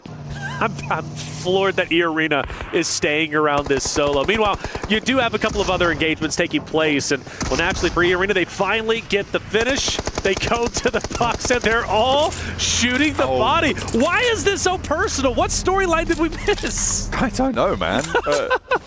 Go off, I guess. There's no smiles either. Like, oh, there we go. Okay, little smile. I was like, wow, they are genuinely upset. You know what is important about what E-Arena have done here? Sure, they make a decision that we can call into question, but the more important thing is that they were a West Coast team. There is currently a team on the West Coast of the next circle that would have been in a fight with E-Arena, potentially Gamax as well, that is very important. Of course, I'm talking about none other than Alpha 7. They sit on the west edge of this circle. That would have been a contested spot had it not been for E-Arena going for a position like this. Well, if Alpha 7 can get a big game here, I'm placing that blame squarely at the feet of E-Arena. That's fair. That's a great call-out. And for Alpha 7, maybe singing the praises of E-Arena being totally over-aggressive on the Gamax side. Zone, very small now. Plenty of teams still on the outskirts. Horda has a bit of a split, a 2-2 split at the moment. You've got R8, who's also surrounding them. AXTMG just on the outskirts. Power have a great spot, however, in the middle. And Power already having a wonderful day, obviously coming off of at least a good finish in that game number 2. And I believe here they are going to be the team to watch out for who might be able to make a deep run, which would be wonderful for them. They're just a little bit below that threshold, still in a very healthy spot for Power. Here we go. Look at that. You got the shot there live from Riyadh. That is Al Haji's father there. Okay. Watching live from in the venue. He's locked in right now. And Power being in an important position, rightly so.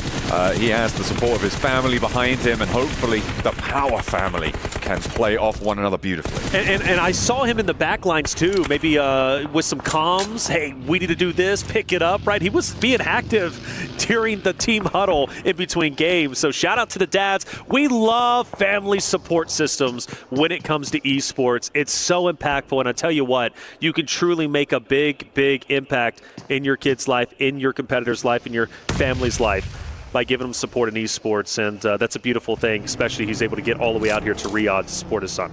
That was my dad's birthday yesterday as well. So, yeah. You know, we're all about celebrating dad. Without a doubt. Without a doubt. Now. Happy birthday to my dad for yesterday. Probably should have done that yesterday. Actually, but yeah. You know what? But you know what? You got it in now. Yeah. Happy birthday to Kalaris for a few days ago. Yes, We've got yes. coming up probably. Right. All of that.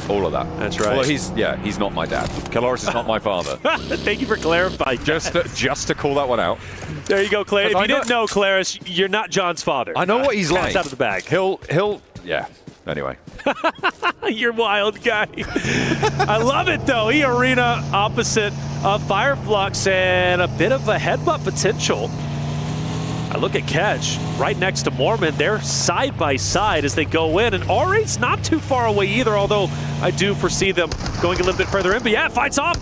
Metcalf's going to be the first one down. 30K to follow. Mormon shots out. Catch melting E-Arena, but only for a little bit. Sakura, a little matter of health as he pushes up. Fireflux still with the advantage, you'd have to assume, with the solo. And that's going to be, now R8's into the mix, so all three teams do, in fact, end up colliding. Oh, E-Arena on the rematch with Fireflux from the end of the last match get interrupted, but R8 are turned away at the door almost immediately. They try and push in, and immediately the shots ring out. Mormon rolls on forwards in the threatening presence of this hovercraft. Tries to take another player down, blipping the horn, giving it large. Prestige now to the backlines. ID with the backup, but two players now are set up to fight the Prestige, though, with a spray down onto one. Is traded, and the hop out wide. Prestige now the last player alive for R8, and the hovercraft still moving around, slow and threatening. The pace is there, and they sweep them aside. Fireflux are out of there. E-Arena stay alive with 8 elims, and the rematch continues. And even though they only have a duo, they have the hovercraft, which could be critical later on. Now the question is, does another team come into the fold? Will we see Adrian with the tense game now start the challenge onto E-Arena up ahead? Again, a very, very talented roster, but also can get aggressive when they want to. And there is value in pushing E-Arena in this moment.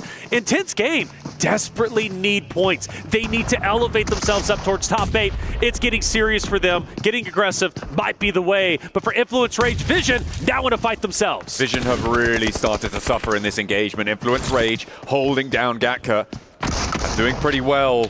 But they have got Little Boy down on the floor here and are likely to get that one flushed away. Nothing really to do there. And in come Power. They might look to third party this. There's not too much that anyone can do about it. Playing this southeast building is going to play very, very well for them. You've got to imagine that the supplies are running low across the way. You can see the underarms coming on through. Al Haji cooking it, trying to chef it up perfectly. Pops it in through the doorway. Don't think that's going to connect, but he does get the bounce around the corner. Unfortunately, doesn't quite find the shot. Now, there's a little bit of time right now between these two rosters to kind of take their time. However, I believe Hora is going to come crashing in for the third party and the cleanup. That's something they need to desperately be aware of. Narvalo is also scanning the areas, but my concern is Hora coming in to this Influence Rage, power engagement. Al Haji down, unfortunately. Diego firing blind. He doesn't know he's in front, but he just wants to get any shot he possibly can, and he will eventually fall. Law through the window. Fahim, easy, also pushing up. Easy, nades being thrown. It's going to be thrown. That's going to be a grenade. And you mentioned Hora also starting to crash in just as Power starts to get control. Law dropping the nade at his feet, trying to stop people from walking in through the doorframe uncontested. Will give himself a little bit of time here. Finds Sleepy and connects for the shot. Easy's there and Sky goes down. Horror's crash is going abysmally wrong now as Alpha 7 are lighting them up from across the way as well. There is no angle that's safe, but they connect onto Vidan first. And if Alpha 7 somehow comes out of this fight, even from a distance, this could be huge for them because they control a significant portion of the map. Narvalo has been hanging out, and therefore Falcons potentially making a play call for Redux to come over and also fire down on Power, on Aura, on Influence Rage, who's currently embroiled in a desperate fight for Power. But Power are still alive as 4. They are all up and live and kicking. They've got a lot of pressure into this area. You can't imagine that the Falcons are going to be able to do too much against them. On the inside, it is only small teams to try and go for. A long nade comes through from No Fear, though, over towards Easy, and that is a little bit split from the rest of Power. Getting this cross successfully could be dangerous. The Falcons regroup in the meantime. You can see Narvalo and Redux both moving back over to the north side of those chopsticks. They're going to have to try and fight off against Rectum Kaya now.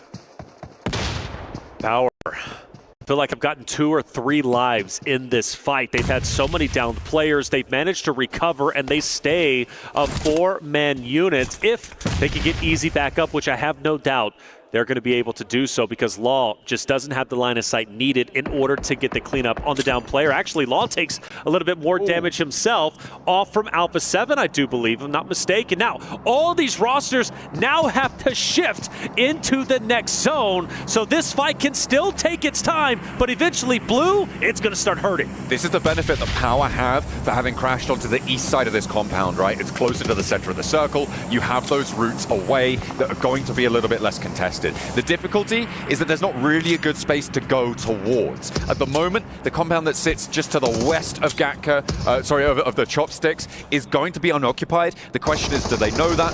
And the second question that you need to follow that up with is, do they have the vehicles and the utility to make that crossing successfully without getting shut down? Alhaji Easy now start to push forward. They're closing the vice grip onto Law. This nade could be big. He throws it out. Law can't reposition at the moment.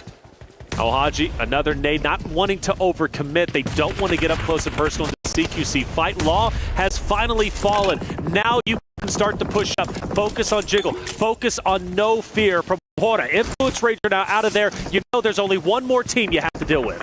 2 players from Hora are there, and Alpha 7 start to make their approach. A 2-2 split as Alpha 7 start to ferry players across the open ground in the vehicle there. They leave Rivo at the forward position. Power crossing the open ground now against Hora. No knock sent towards Power, and Jiggle gets taken down to half HP. Alhaji's now up to the wall with Easy following up nicely. They're up into the top floor as well. They're starting to overwhelm Hora here, and there really isn't any resistance that's finding them. A really disciplined push there, and shots being missed by Hora allows them across the open yard, and they will control Gatka, sweep through it. 5 elims found, and they're on for more, but the rotation needs to happen fast. And just to really say how impressive that was, they had so many down players, and they take 2 teams out while keeping 4 up, but now the struggles really start to begin. Alpha 7 take advantage. They knew this fight was going down the entire time, and they are now punishing Power's rotation, but Alpha 7 isn't out of the woodworks just yet. IG might be sneaking up behind them as well. Can they ruin it for their countrymen? Intense game. Nope, they've been spotted. Nongshim Red Force gonna clock silence out in the open there. Rafa forward behind the smoke, and Alpha 7 are gonna lose one as well. That is Power extracting a little bit of revenge onto Alpha 7. They have managed to get more than 1 point, so maybe they could turn things around here. Mafioso still is resible, and with 2 players from Intense Game down, that is that northern side assuaged, but they still need to get closer to this next zone. Alpha 7, can they recover? They've lost their down player, which honestly is pretty good. I think they would have committed to most likely trying to get Mafioso up, which would have overexposed themselves to more shots, and we could have witnessed a collapse. I'd rather them go at this as a 3-man unit, 4-man, but we're exposed out in the open, forced to try and challenge Power. That nade will split the difference between the two, give a little bit of damage to Easy, but not much. Power can still desperately hurt Alpha 7 in this moment. Ooh, Vidan found by that nade. Korea finally connects with it. Revo steps forward for some information, but there's an answer. Easy again with that spray down, but more nades invested, and Alpha 7 do win the fight here. With 3 players alive, they're playing on the northwestern side. They'll have to go further, but there is a compound that sits ahead of them. Those buildings they can survive in. In the meantime, Yangon Galacticos in a really important position, playing in the neck of those 2 chopsticks with Nongshim just over that ridge.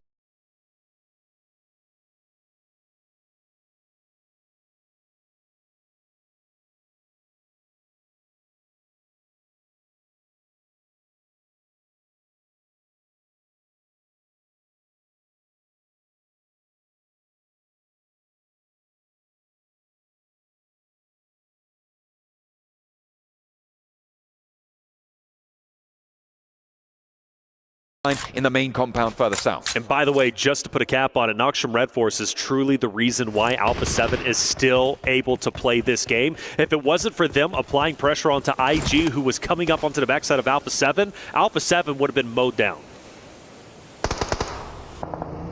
I'm looking at the Falcons in that eastern chopstick. I'm looking at Regnum Kaya in that western chopstick. Both of them would love for Yangon Galacticos to get a little bit of pressure sent their way, but at the moment, there's no crashes really to be found. You can see Alpha 7, they're worried about this compound, that drop of the smoke that's covering off the windows for the northern building, and they're going to try and move on up. They will find it unoccupied right now. They're waiting for those spray downs to come, but they're not going to happen, not from that direction anyway.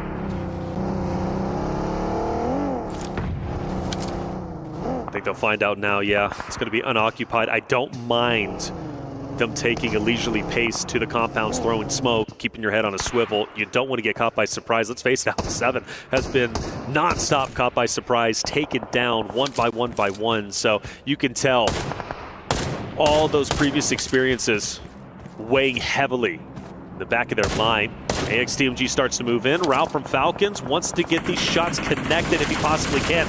You don't want AXTMG, currently are. Falcons are looking to punish him. Koa will be resible there. Navalo holding it down as well towards Yangon Galacticos. AXTMG not taking more casualties is a bit of a miracle, really, on this crossing, on this swing out to the northern side. They will be able to get these reses done as they were able to find that shot over towards Koa, which is really good news.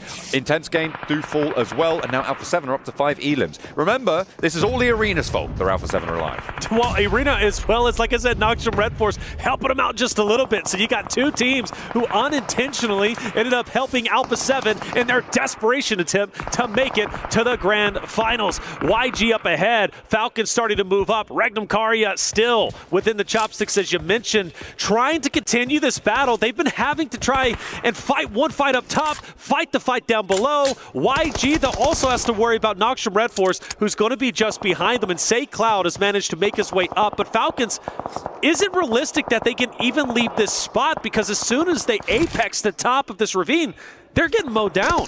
It's difficult, right? You need to be sure that you have a path forwards. Getting access to the buildings that Yangon Galacticos play in would be beautiful. AXTMG going down is actually a massive bonus for them as well, because it means that now they only have to worry about their western flank.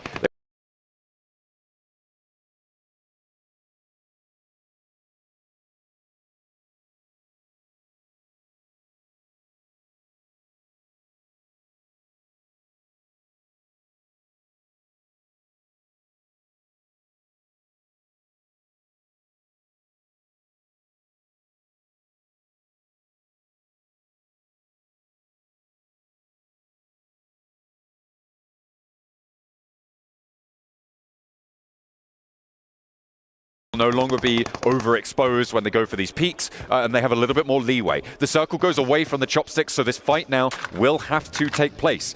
But the same is true on the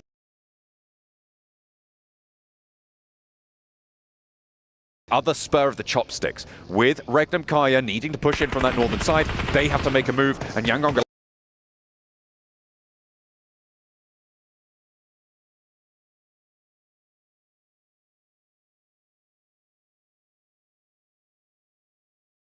don't want to be anywhere near this. Yangon Galacticos shooting at Noxium Red Force up ahead. Regnum Karya are also moving because Falcons is going to take advantage.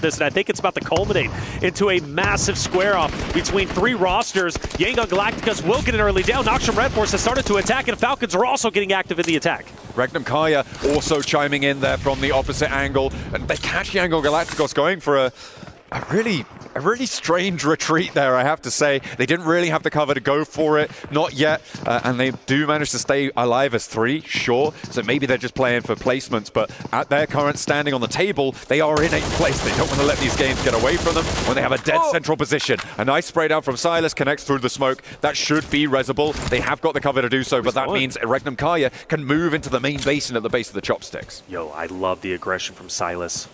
Nade cooked, but they get away just in the nick of time. Silas has to make a decision. Push up, back up with my team. What's my play? It looks like he's fully committed. He's going the tunnel, and that's going to be one down. He clears the angle to the left. Ralph continues to pre-fire, and he's going to punish Silas, who made a great attempt. But Magnum Karya's not done. They continue to push up. Team Falcons need to be ready. 2 players down now to a nade on the off angle from Yangon Galacticos, and more are pouring in over the top. A huge punishment over towards Regnum Karya, and they are obliterated in the basin there. Wild crawling back to the rest of his team, and by that I mean just Loxy, who remains standing for Regnum Karya, trying to keep things going. Novalo can be rezzed here, and the Falcons could be playing on with 4. Yangon Galacticos, they pull back, but they draw them in to a death spiral. It's a question of what Loxy can do. I like the aggression. I think Regnum Karya, Falcons, they were opposite of each other a little bit too long. They said enough is enough. With that down, let's capitalize on it, but it was just a little bit too slow. Falcons were able to recover, but Loxy, the solo from Regnum Karya, can still hurt Falcons tremendously. Let's not forget, Falcons, they are that bubble team. They are right there in 8th place. Their spot in the finals is not guaranteed. There are so many teams nipping on their heels, trying to pass them, trying to knock the home team out, and it's still very doable. So Falcons, this win, a higher placing is critical. 1 nade over the top, no knocks. Another, the last in the back pocket for Smile. He's going to invest it here. Ralph is healing, but will it be quick enough? Not quite there, and he does find the knock. Yangon Galacticos unlikely to push out to flush it out though here. They will allow this res to come through. Actually, more nades being passed on over. Smile wants to put this one to bed, but Redox is going for the res. The question is, where does he put it? Could maybe take out Loxy with it instead. Yangon Galacticos, they don't want to push out there. You've got the unknown Loxy, who you don't know where he's currently at. You know he's in this vicinity. You've also got Falcons ready for you, but for Loxy, trying to do what Silas could not do. Push up and take down the roster with the surprise attack. The nade is cooking. Falcons are pushing. They know where Loxy's at. Shotgun out, but no effect. Regnum Karya are out, and it will be Falcons continuing to push on. They push out at the end of the chopstick here, and Yangon Galacticos, I think they may be out of nades now. Not really too many more to play with. The nade bobbles in, but Smile's not up at the windowsill. Falcons have to push up, and they have to push now.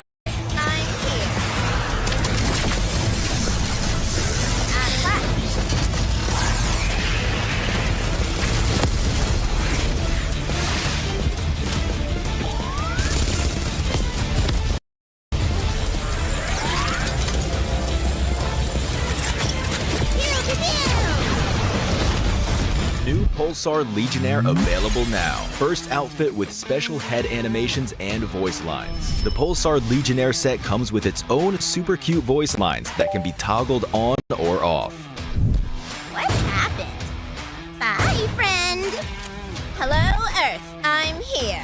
It also features the upgradable Hyperion ship DSR and Jet Reaver glider with special animations. Experience parachuting like never before. That's not all. Even more rewards await. Event period, July 25th, 2025 through August 26th, 2025. What are you waiting for? Get the new Guild set now.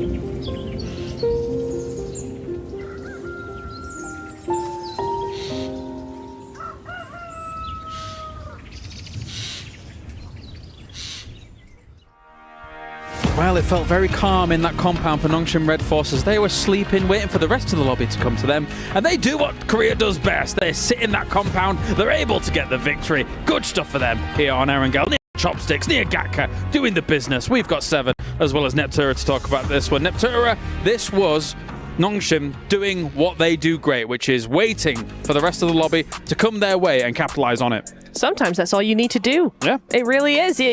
Why do anything different if it ain't broke? don't fix it. That's the saying, and I think they adhered to that really, really well. I will say they would not have won if it wasn't for those incredible roof angles, because that initial nade coming in over to Yangon behind the bale was amazing, and that just turned the tide completely, because Yangon, I still think, could have done something with that, right? They were trying to be maneuverable, trying to be mobile, but that one nade just was like, okay, game over. So a very, very nice sort of end game for them, and 7 eliminations is actually a little bit more than I thought they got, but 17 points, it's a good win. Good stuff. But Yangon could have had 100 smokes, but the fact that Nongshim Red Force had like 400 556 as well as all that util 7, it was going to be very difficult for them to make any transition. Yeah, for Nongshim, I mean, they had nades, and for Yangon too, they've been fighting 2 different teams at that point, so they really didn't have that much left. On top of that, just having to now rotate from the fight between, they were having Regnum Karya, Falcons, having to focus on Nongshim Red Force. It was just going to be a little bit too much for that squad.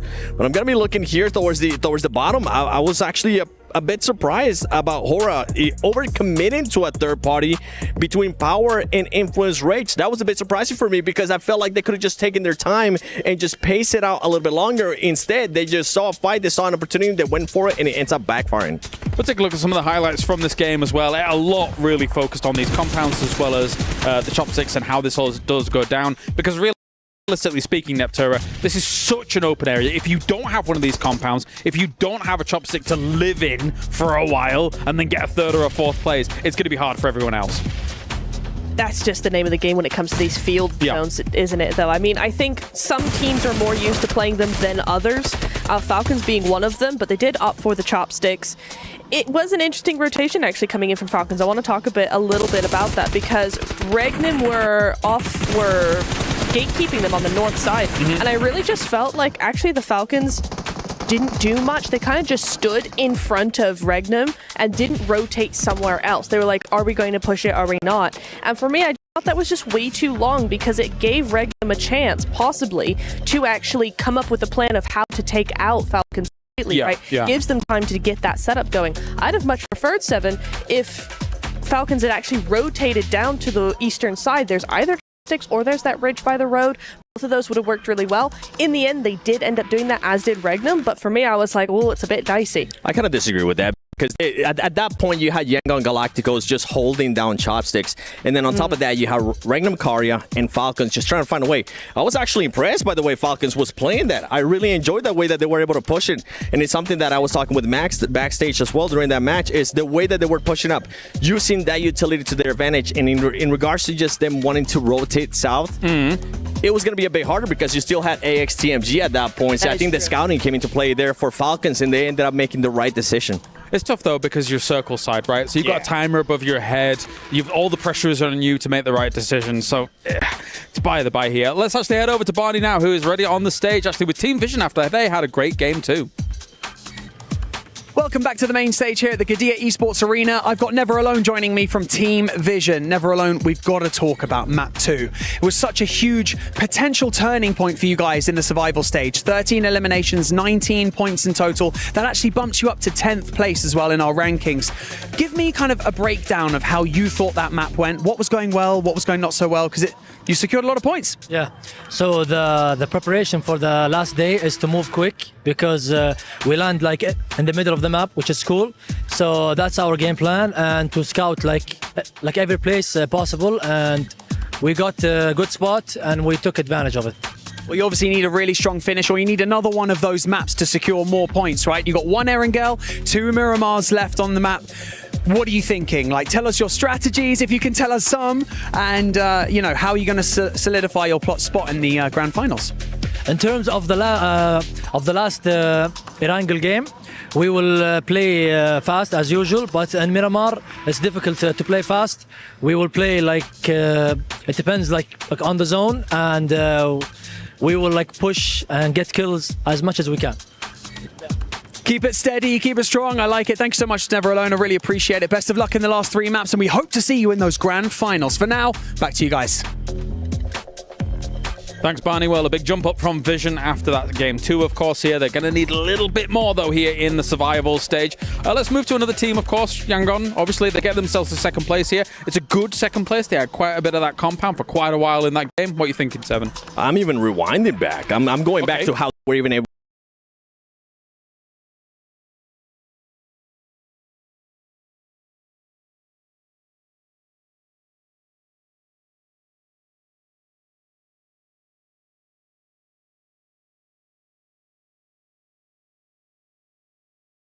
get there. Sure. They were trying to just rotate into the main island through that western bridge, and Fireflex was just holding them down. So they made the right choice by going towards the eastern bridge and just going on a full wrap. One thing that I really enjoyed about this team of how they were able to take control of that chopsticks area was Romeo. Romeo was doing some amazing scouting. He was making sure he got in the right spot too. He noticed that nobody was going to be there in chopsticks, and then he kind of gave the call for everybody else to crash in.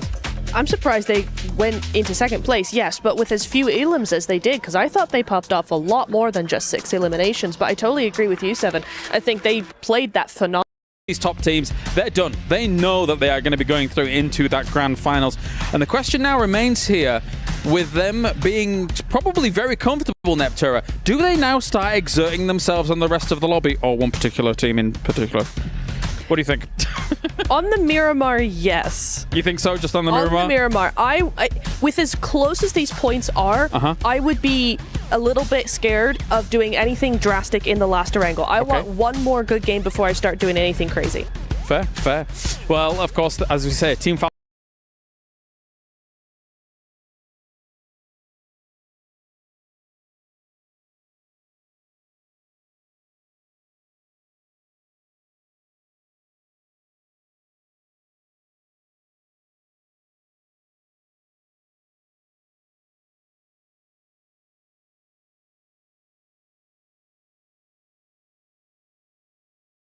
Only currently, I mean, you can see the eliminations are there. It just comes down to those placement points, and it kind of comes down to what we saw in the last match. They were just being a bit too passive. It's not the Regnum Karya that I'm used to seeing. It does feel for me when I look at those points, probably top 5, as long as nothing catastrophic occurs, should be safe. So maybe going into these next 3 games, there might be 3 positions open here as we take a look on further down. Alpha 7 moves up 1 place during all of this, but it's looking dicey here, Neptura, for these teams. And the thing is that with all of those teams, we're not seeing anything different from them. Yeah.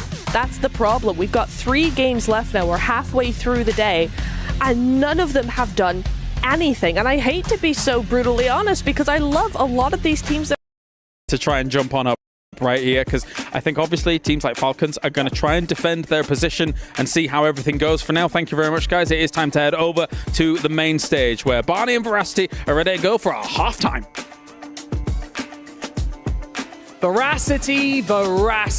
Okay, you know what we're going to have to do? It's getting heated out here, right? So I'm going to call a truce because we need to focus up. I don't want to see any of these floorboards moving, okay? Because it's getting very important out here. 8 teams are going to be sent home after the next 3 maps. So let's talk about the opening 3 maps of the day. We had back-to-back chicken dinners from E-Arena and then Nongshim Red Force securing the 3rd. Impressive. Impressive to say the least, but the thing that we're really focusing in on, Barney, is our overall standings. Fireflux Esports walked away with 2 top 3 victories so far today, in itself impressive. We then had Power Esports, a bit of a middle-of-the-pack performance, but as you mentioned, E-Arena, what an astounding showing from them.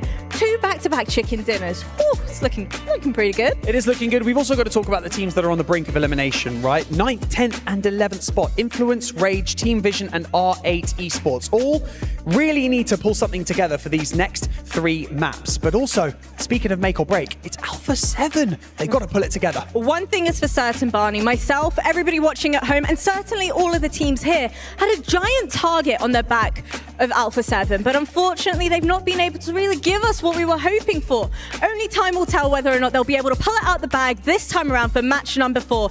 It is now or never. It is do or die. Let's get the show on the road. Thank you very much, Jasmine, and of course the wonderful Barney Banks down on the stage. It is myself, Jackie, joined by the one, the only Blancamus Prime. How you doing, bro? It's me, Blancamus Prime. I'm in my prime time here to watch these players shine. That's a rhyme. Yeah, we're on the grind. And there will need to be some point-based crimes out there on the battleground today, of course, as we are getting close towards the curtain call for the survival stage. And man, it has been intense already today. We've seen some players that look incredibly frustrated, some squads that are looking to excel, and it all really comes down to these final 3 games of day 2 of the survival stage, here live from Riyadh, Saudi Arabia. Yeah, there's a perfect metaphor right there for the Falcons as well. It's like, got the 3 players, and Ralph, Redox, and Koa, they're all playing the game on the phone. Not Valo. He's knocked. Yeah. Specking. The Observer. They've got to fix that. Yeah.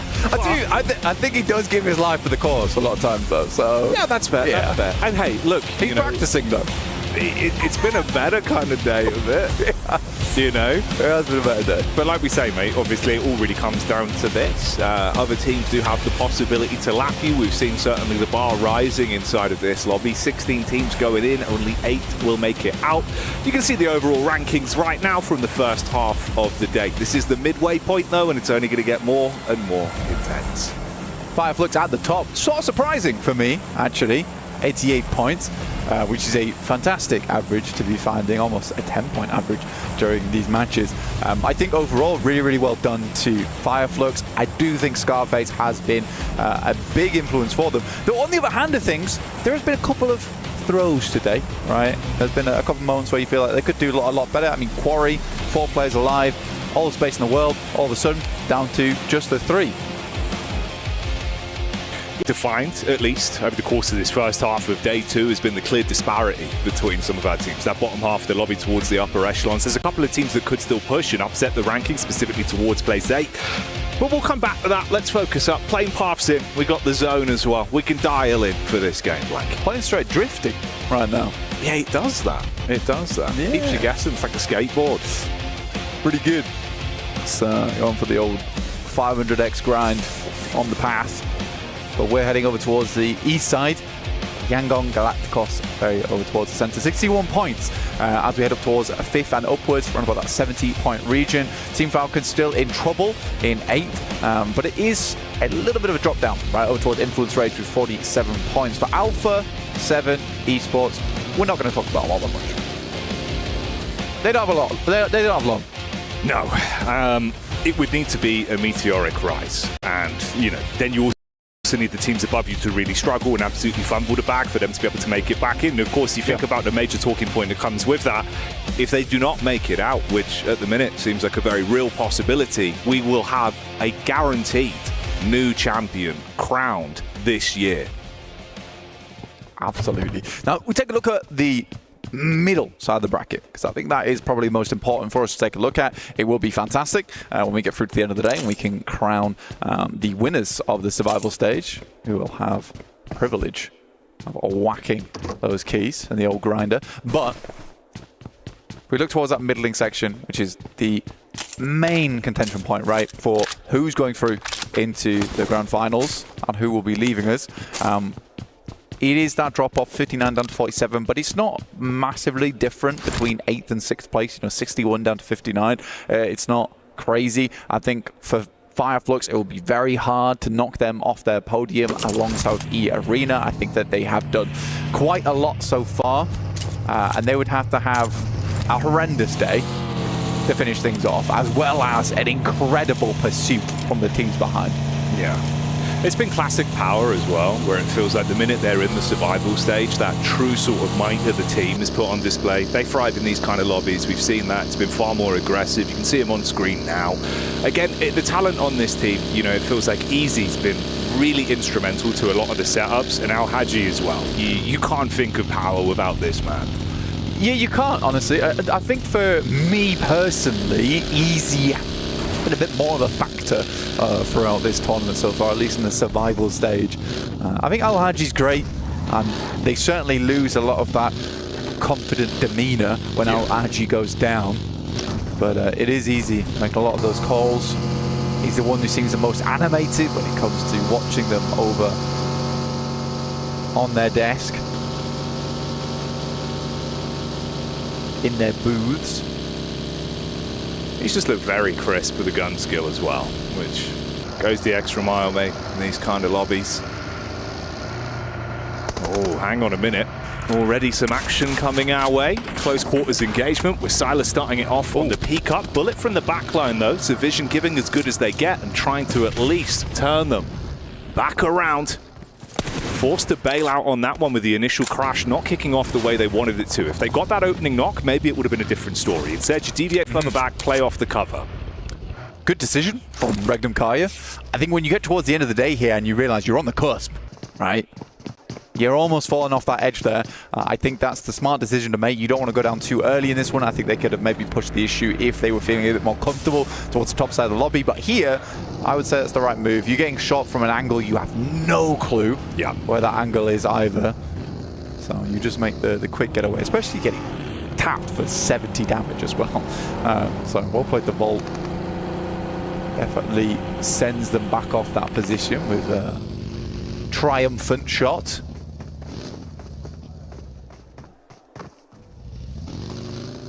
This is where those more influential decisions of knowing when to call it quits on a fight as well is really going to come in the early game. You'll see the difference in decision making for all these teams. You know, Nongshim Red Force again there, they catch whiff of power immediately. You do not want to run the risk of not being able to really keep accruing points inside of this matchup with the last few games of the day. So just bail out on it early.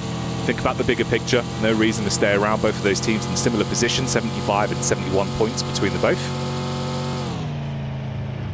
There's still opportunity for a crazy run-up. I mean, Influence Rage get themselves like a 20-point game or more, suddenly be in the running for sending upwards, and could be that case when Nongshim Red Force, as we saw in the final day of groups, slips away. And it was post-game 3 where that started to occur. So right now, aim of the game should be placements. Sometimes that idea of pulling things back a little bit can come back to haunt you, though. In that desperate moment of let's just make it to the end game, let's just get those points, you're leaving games with 1 or 2 points, getting towards a 7th place, but with only the 1 elimination, doesn't really cut it as much as it used to. Yeah, won't realistically cut the mustard this late into the survival stage. R8, very, very close to Alpha 7. Already ahead of them in the rankings. Want to stay that way and at least go home with a little bit of pride, a little bit of reputation. They could go for a hunt down over towards Alpha 7, but I'm pretty sure they're quite clear on their position. A little nod over. Push it back, but Ida actually heading further this way. Not allowing Alpha 7 to get away without a little bit of a sniff coming through from R8.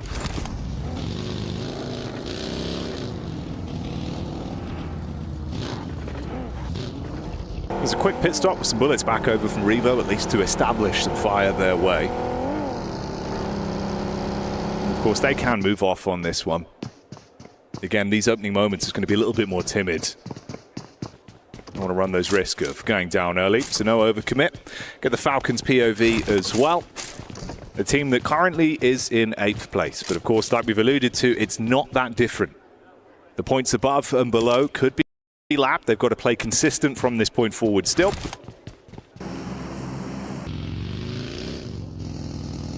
They had a good change of pace yesterday, in my opinion.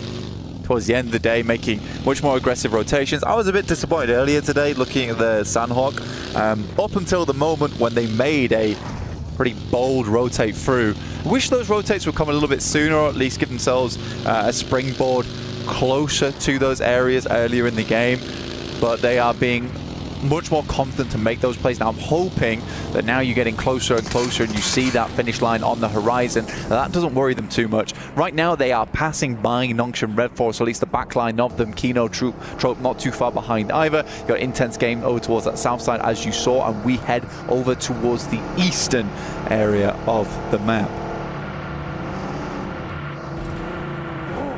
Intense game. Potentially they might actually run in to the Yangon Galacticos squad. Yangon, that I will say, I think again today it's been a better sort of decision making with the pace. They've been playing a little bit quicker, not really pulling their punches so much. Feels like their team's got a ton of talent. Like we were seeing it in some of the fights they were getting stuck into yesterday, right? You know, they were able to actually go head-to-head with some of the better teams in the lobby. And they're in a good spot, man. If they keep this up again, you know, we were seeing there is certainly a lot of potential. They could make it out, keep this run alive. Distance firefight on this one's with the Falcons catching vision back over towards Keenan Trope. That was the late flank in that you brought up.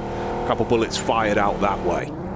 My only issue with Yangon Galacticos is just the variance in ability. Right? There's multiple times where we've seen them either get like a massive game or go out fairly quickly with not much more than the whimper. And I think that's my issue with Yangon Galacticos, is not quite consistent enough for me, where it's even now hard to make a full read on them. But you're right in the sense that there is potential there, right? The ceiling on that team's quite high. Unfortunately, a lot of times they're lower down towards the bottom floor. More literally here towards the bottom floor. Clearing out towards the bunker side, Sky's POV, Horror Esports. Again, a team that you could probably paint with a bit of a similar brush there. Feels like there is a ton of talent. Obviously, they've been really warming up again as well. Tied right now, 71 points between them and Nongshin Red Force. That's been good. Oh, yeah. I think we had like a lot of, in fact, I think most of the teams that went through to the finals absolutely deserved it. I do think, obviously, the big question marks for a lot of people were Falcons and Alpha 7, but I personally don't think they played well enough in those group stages to even have a chance to get towards the grand finals, personally. I think both teams absolutely do belong here in the survival stage to reprove their worth. If anything, I think Falcons are almost appreciative of the extra time they get to figure out what their playstyle is going to be going forward. We even heard Revo talking about it, saying that, you know, something's got to change. Something has to change. We've got to figure it out. I think for Falcons, there are clear areas that could do with improvement. For Alpha 7, on the other hand, it's a bit of a puzzle. A bit more of a puzzle of what's going wrong on that team. Yeah, he keeps you guessing an awful lot more in reality. But hey, like we said, you know, we'll sort of keep up to date with how it's going for them over the course of these last 3 games. But at the minute, they're in very dire straits. On the bridge crossing down towards Yangon Galacticus, we did see a fight from the backline there from E-Arena. E-Arena that have been looking absolutely stalwart in today's gameplay once again. Great rotations, taking chicken dinners, heads-up calls. It's looked fantastic to watch. Magnum Caria once again making their appearance on the broadcast here. Down towards R8, of course. Set up in the tree line, quick vision over. Top 6 looking for the shots. Meanwhile, backstab there onto the Falcons. It's a bit of a hybrid fight. 3 teams going up against each other. Power Falcons and intense game. Yeah, Falcons just losing one right off the bat. I mean, they're able to find one Elim back their way. The Fireflux playing what I would call kind of 2022 European gameplay here, which is just very central every single game. We're not being punished too much for it. We moved over to more of a edge style in the past, but that's ever changing, is that meta of how teams want to expand out towards the outer edges or keep it cut over towards the center. And it's really just picking your moments of when you want to go for that one. For right now, Fireflux has had some fairly good rotations to get here, fairly clean. Some good homework's been coming through on their end too, in terms of picking those rotations and when they can go for them. For the Falcons, on the other hand, it is just a case of going for those rotations and making the clear decision from everyone on that team to follow on it. The Falcons down to 3 now. This would be a good game to get further up those steps inside of the leaderboard, see themselves a bit more safe going forward. Gamax currently over towards the eastern side of this circle, but still fairly central. But down towards Milt is where I'm most worried for a lot of teams. Crunching through that area of the map, not always easy. E-Arena currently right on the back lines of it though. Likely one of the first teams to find troubles getting out from here, especially because Yangon Galacticos know their location and Alpha 7's expecting a team to make that wrap through the fields on the eastern side. Yeah, they had the double hovercraft when they were able to bonnet away the solo player from Yangon Galacticos. Since then, one of them was blown up. Still got some vehicles to work with, though, and have been advancing further forward. Squash is the one just peeking out the top floor window, trying to get a read in the lay of the land as they make their move over. Nongshin Red Force down in the compound here as well. Quick peek up towards the ridge side. Doxy, seeing if he can spot them out. Regnum Kai is a team that I'm definitely looking at. 7th place, but I think they're a team that should be going through, or should be at least hoping to make it through. I don't think it's a bad team whatsoever. Loxy, Wild, Silas, all very strong in their own right. Toshbik's had a good addition to the squad. And it's been close each time, right? Even in those group stages, it was close. They got knocked out in the final game when they were playing at I think it was 7th place. And it was Thunder Talks and was it DRX or... Which team was it that managed to get ahead of them? Either way, it was Ida. Yes. Ida, there we go.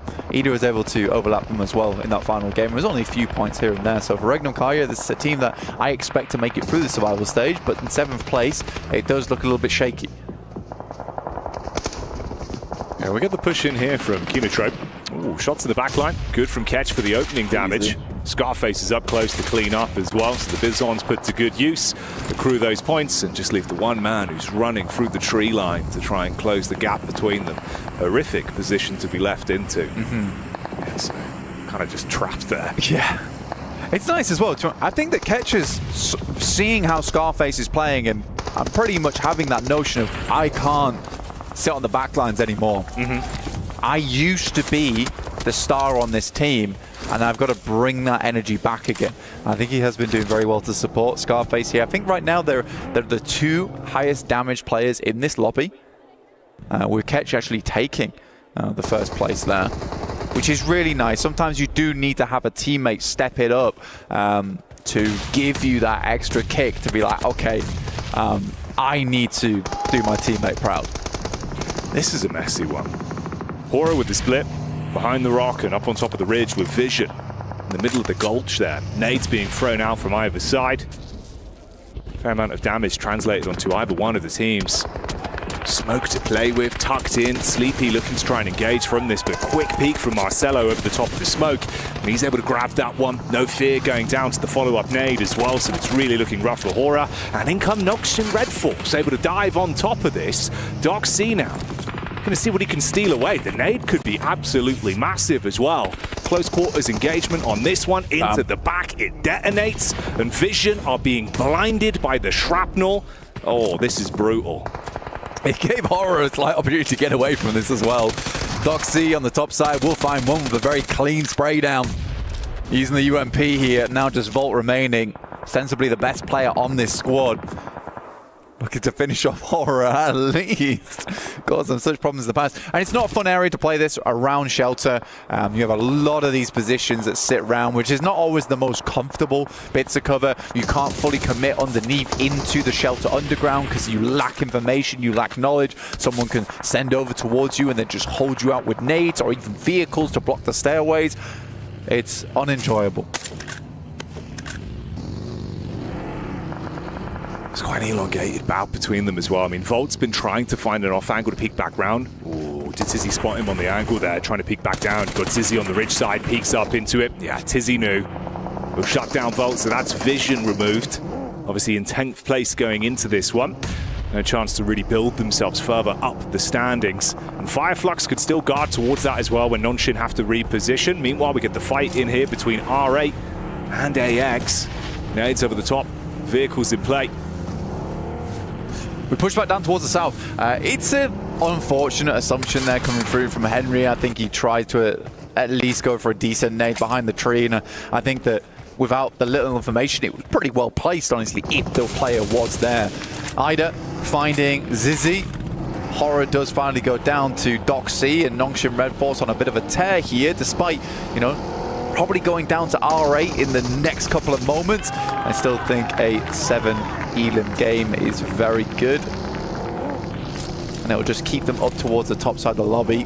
Power did lose one earlier, if we remember. E-Arena manages to get quite far through, at least with a couple of players, but Power immediately will snap down on top of them. Oh, Yangon pushing up. Sakura.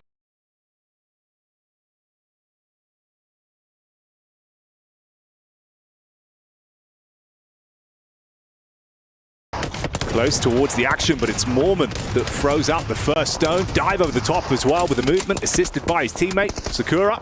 Smooth moves with the battle back, and they're able to handle themselves quite nicely on that one. Even with the shots now raining in from Power, looking to snatch away some of those points. Even Revo chiming in. So Alpha 7 from the side, spotting an opportunity and looking to try and seize onto it.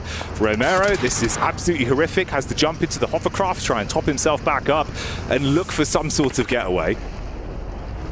Yeah, I think Romeo's in a pretty tough position. Right.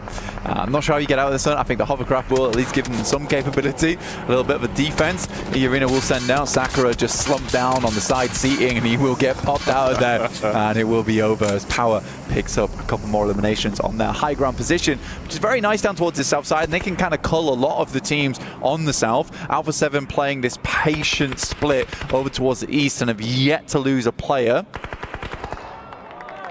A lot of action over towards that north side as R8 slowly works their way down. Influence Rage did take a knock, so there is information there for them, and AX could get involved. They know roughly where these players are. In comes R8 though, and Influence Rage need to respond, but players are nowhere nearby to help out at this Wizard Tower. Mark goes in, finds one. Diego left an uncomfortable 1v3. So easy on the cleanup.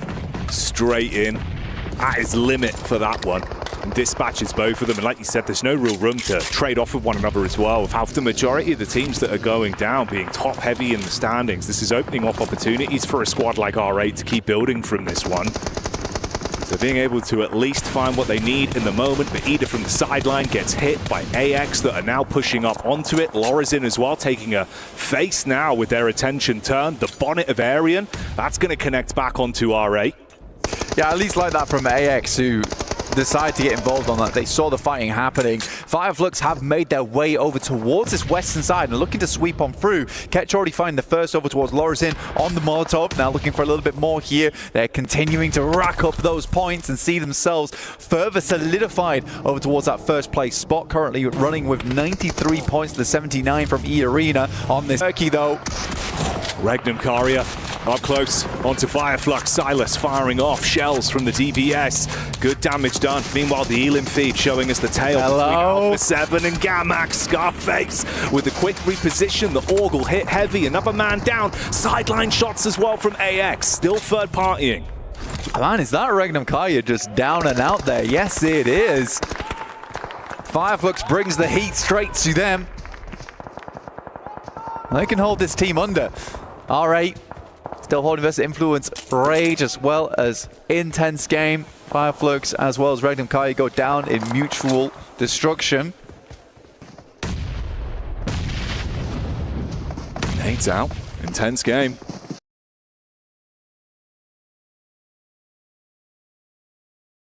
Almost on target there. A little bit of chip damage, but not enough to blow them away. A little bit of cover to work with on this ridge side with a slight lip. Ooh, good tag, peeks up off the back of it. Prestige sees them sprinting in. Wants to get the knock onto the low HP players, but the sideline shots, it's always AX. Right now, they're the ones popping up, finding prime opportunities to at least steal away a couple points here and there. The big dive in from Rafa's good. R8 are finished off because of it, but AX are still in position to make it even more uncomfortable. That's another knockback over. Rafa gets one before he falls. I mean, AX has been doing great work from this north side, just watching down this way. They've been ever present, ever watching over towards them. Now Valo with a dangerous peek coming through here. Falcons do move up underneath Power, using them as almost bodyguards. This slight ridgeline that runs through it looks good. Romeo sends on over. We'll find one of the players from Alpha 7, but it's just a knock that's easily res back up again. And right now they claim a lot of space, but in comes the Falcons off the back of a knock as well. This looks not so great for Alpha 7. Oh, you've got to be quick to handle this one. Up close and personal, Koa biting at them. He's able to find the first dive over the top as well. Follow-up shots coming through. Backstab from Ragnar as Power able to find some damage. Close range molly thrown in as well. Trying to commit onto those knock players, but they don't want to over-egg it. You've got Carrillo further up the ridge side. No, what are you doing? Looking to assist. The team they've thrown in. It's uncomfortable, and Koa is on his last legs because of it. Man, Navallo, what was that, dude? Now, This could be a nice bouncer coming through from Ralph, but he sends it too far over and the crazy golf maneuver's not happening. Another airburst, and surprisingly, Alpha 7's managed to get their players back up again. There's a big one from Koa. Once again, this guy is just carrying the team. Single-handedly, Koa is making the difference for the Falcons right now, through thick and thin, even when it's his own team, making it uncomfortable. They do at least dive in. All of the knocks confirmed. You've only got the one man up on the rich side for Alpha 7, looking to at least try and hold them back. But Falcons do win out on that one. The tension round towards Power that are starting to rotate. That's madness. Koa's basically in a 1v2 team situation there. Playing against his own teammates and Alpha 7.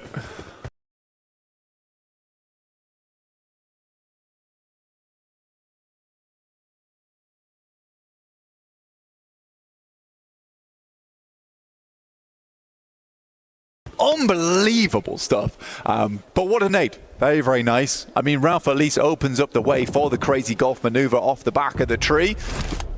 Not quite a hole-in-one, but they'll take a bogey. AX up close. Not going to be able to win out on that one. Versus intense game. Devotee goes down, but Power Esports have caught whiff of this. They're making their move up. 3 nades to play with for Al Haji. He can dash those in whilst the squad sets up from the side. Carrillo further out as well. Silence, realizing that he's being pushed on, primes one of his own.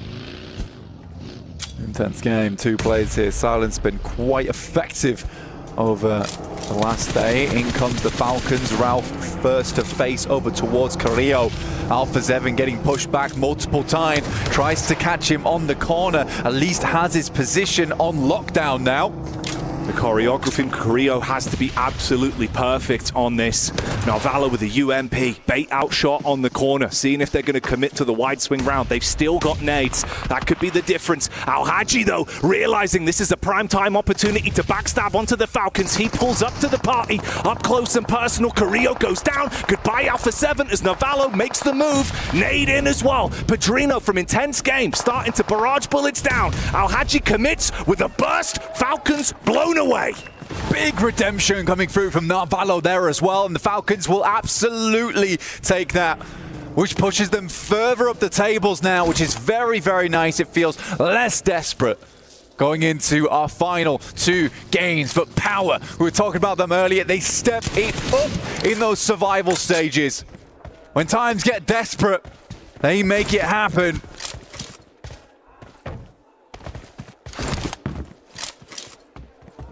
And with the communication looking so clean on this one, the rotates have been good, the engagements have always been in their favor.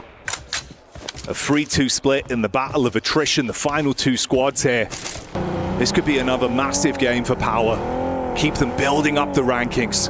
And like we said, they thrive in the survival stage. They don't just survive blank, and they're showing that once again this year. Now look at the finish off, intense game. Over towards the lumberyard. Power looking to hack through them. We'll see if they can call timber, or if Intense Game can stand tall like the Oaks in Canada.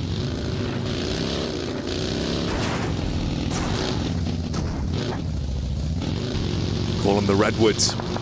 You will be red with anger if they're able to close the gap. That's what they're setting up for. Attention from Silence onto Al Haji.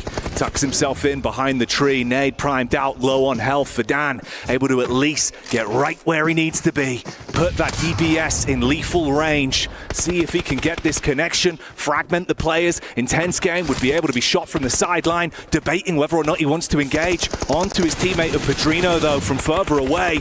Battling over the top side. Ooh. Silence drops in. The shot fires out. Ears ringing for Fahiden. He tucks in. He's just running. Not ready. The backstab's there. He's able to grab one. Pedrino with the response. It's good. Haji will find him though. Pedrino versus Alhad. One more. Will be an incredible 1v2, but it's not going to be easy. Al-Haji up towards the rocks. And that's Power take themselves a chicken dinner, looking more like Bear Grylls in these final moments. True survivors here on our stage. Intense game, weren't quite able to hold it out. A tree with more bark than it had bites. Unfortunately there in the end, but it's Falcons who get themselves a nice couple of points there, removing Alpha 7 and dooming them further down the tables. That one was an awkward fight to remember, but it's anything but uncomfortable for Power. Al Happy makes another appearance, and of course he's looking animated. The entire team having a very different aura around them than what we saw in the group stage. Far better to witness, but the other side of the coin, of course, is Alpha 7. The frustration's been there, even in moments where it feels like they can almost make it work. Falcons having some internal turmoil.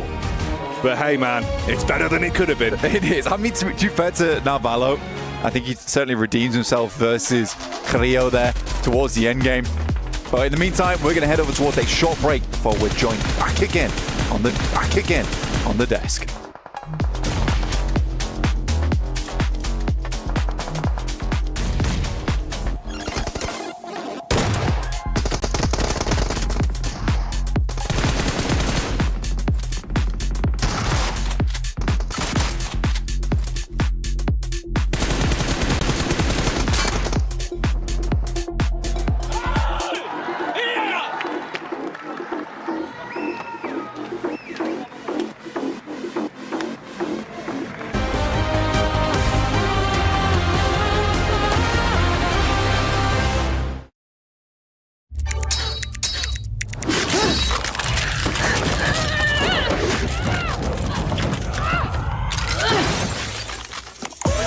Reach your impossible, Lenovo Legion.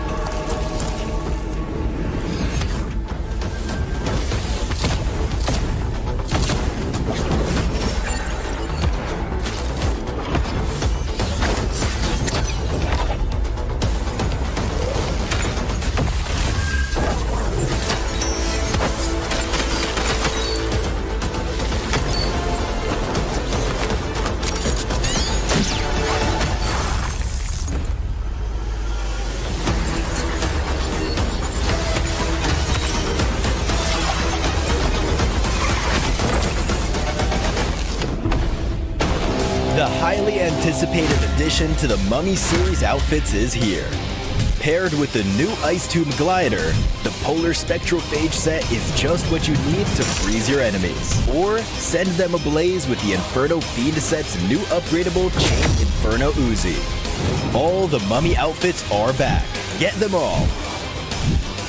Join now and collect the whole series to turn all eyes on the battleground. Event period, July 10th, 2025 through September 2nd, 2025.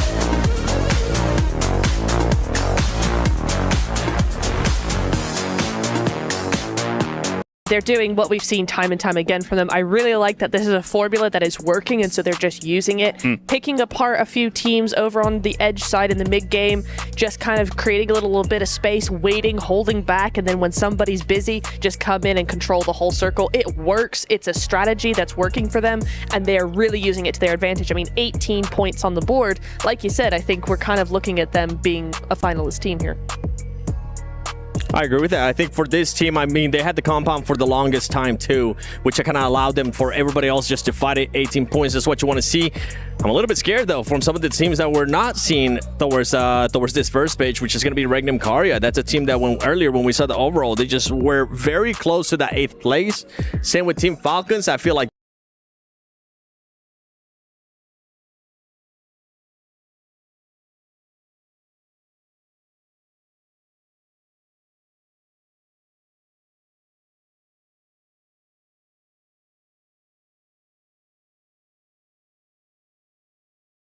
this was a much better game out of this team, and I really enjoyed how quickly they were able to react to Alpha 7's push to the last player of Yangon Galacticos, but I did not enjoy.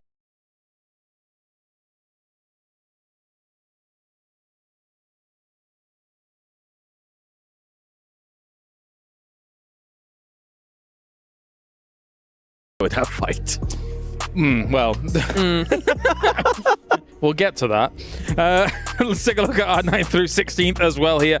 For some of these teams like Arena, for example, I think that they know that they've pretty much done what they need to do. But again, a little bit uncharacteristic for Regnum Karya to... I felt like they had a good day one here.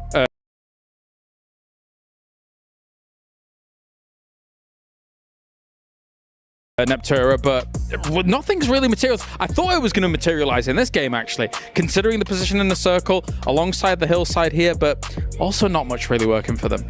I think it really just goes to show you that even if you have the position, if you don't do anything with it, nothing's going to really happen. Oh, agreed, yeah. And so it's like, I almost feel like they kind of think they've already made it, and so it's like, oh, we're just going to have a quiet day, and it's like, no. Well, you got a lot of teams right next to you that think they haven't made it and are going to work very, very hard. So I would like to see a little bit more from them, but maybe, you know, coming into that Miramar, they're more confident on Miramar. We could see a big thing from them. For Regnum Karya, they ended in a fight with two different teams. They ended up against Fireflux, and then they just became overpowered by R8.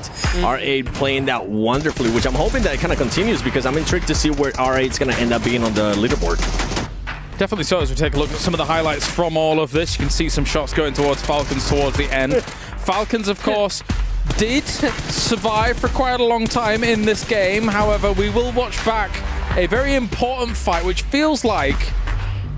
do we even really start talking about it? Because it feels like both teams, Falcons and Alpha 7, are kind of in panic mode at the moment. Some of that fight between those two teams was a bit of a catastrophe. It's just clown music in my head just over that whole fight.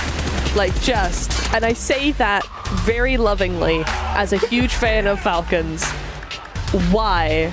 Just why? And I know I'm being very brutal here, but it has to happen at some point because you don't, when you're at this level, when you're as good as they are, as I know they are, Alpha 7 included, you do not miss that many nades. You do not get a full reset just to get naded. It doesn't where was Carrillo? Where was he? He was at the top of the hill. Here we are. He did nothing. So taking a look at this once again, Alpha 7 actually had quite a few players knocked down towards the bottom position here, 7, but nothing really was able to convert from it. They were concerned, I think, about the off angle of Carrillo, so don't want to really peek around it.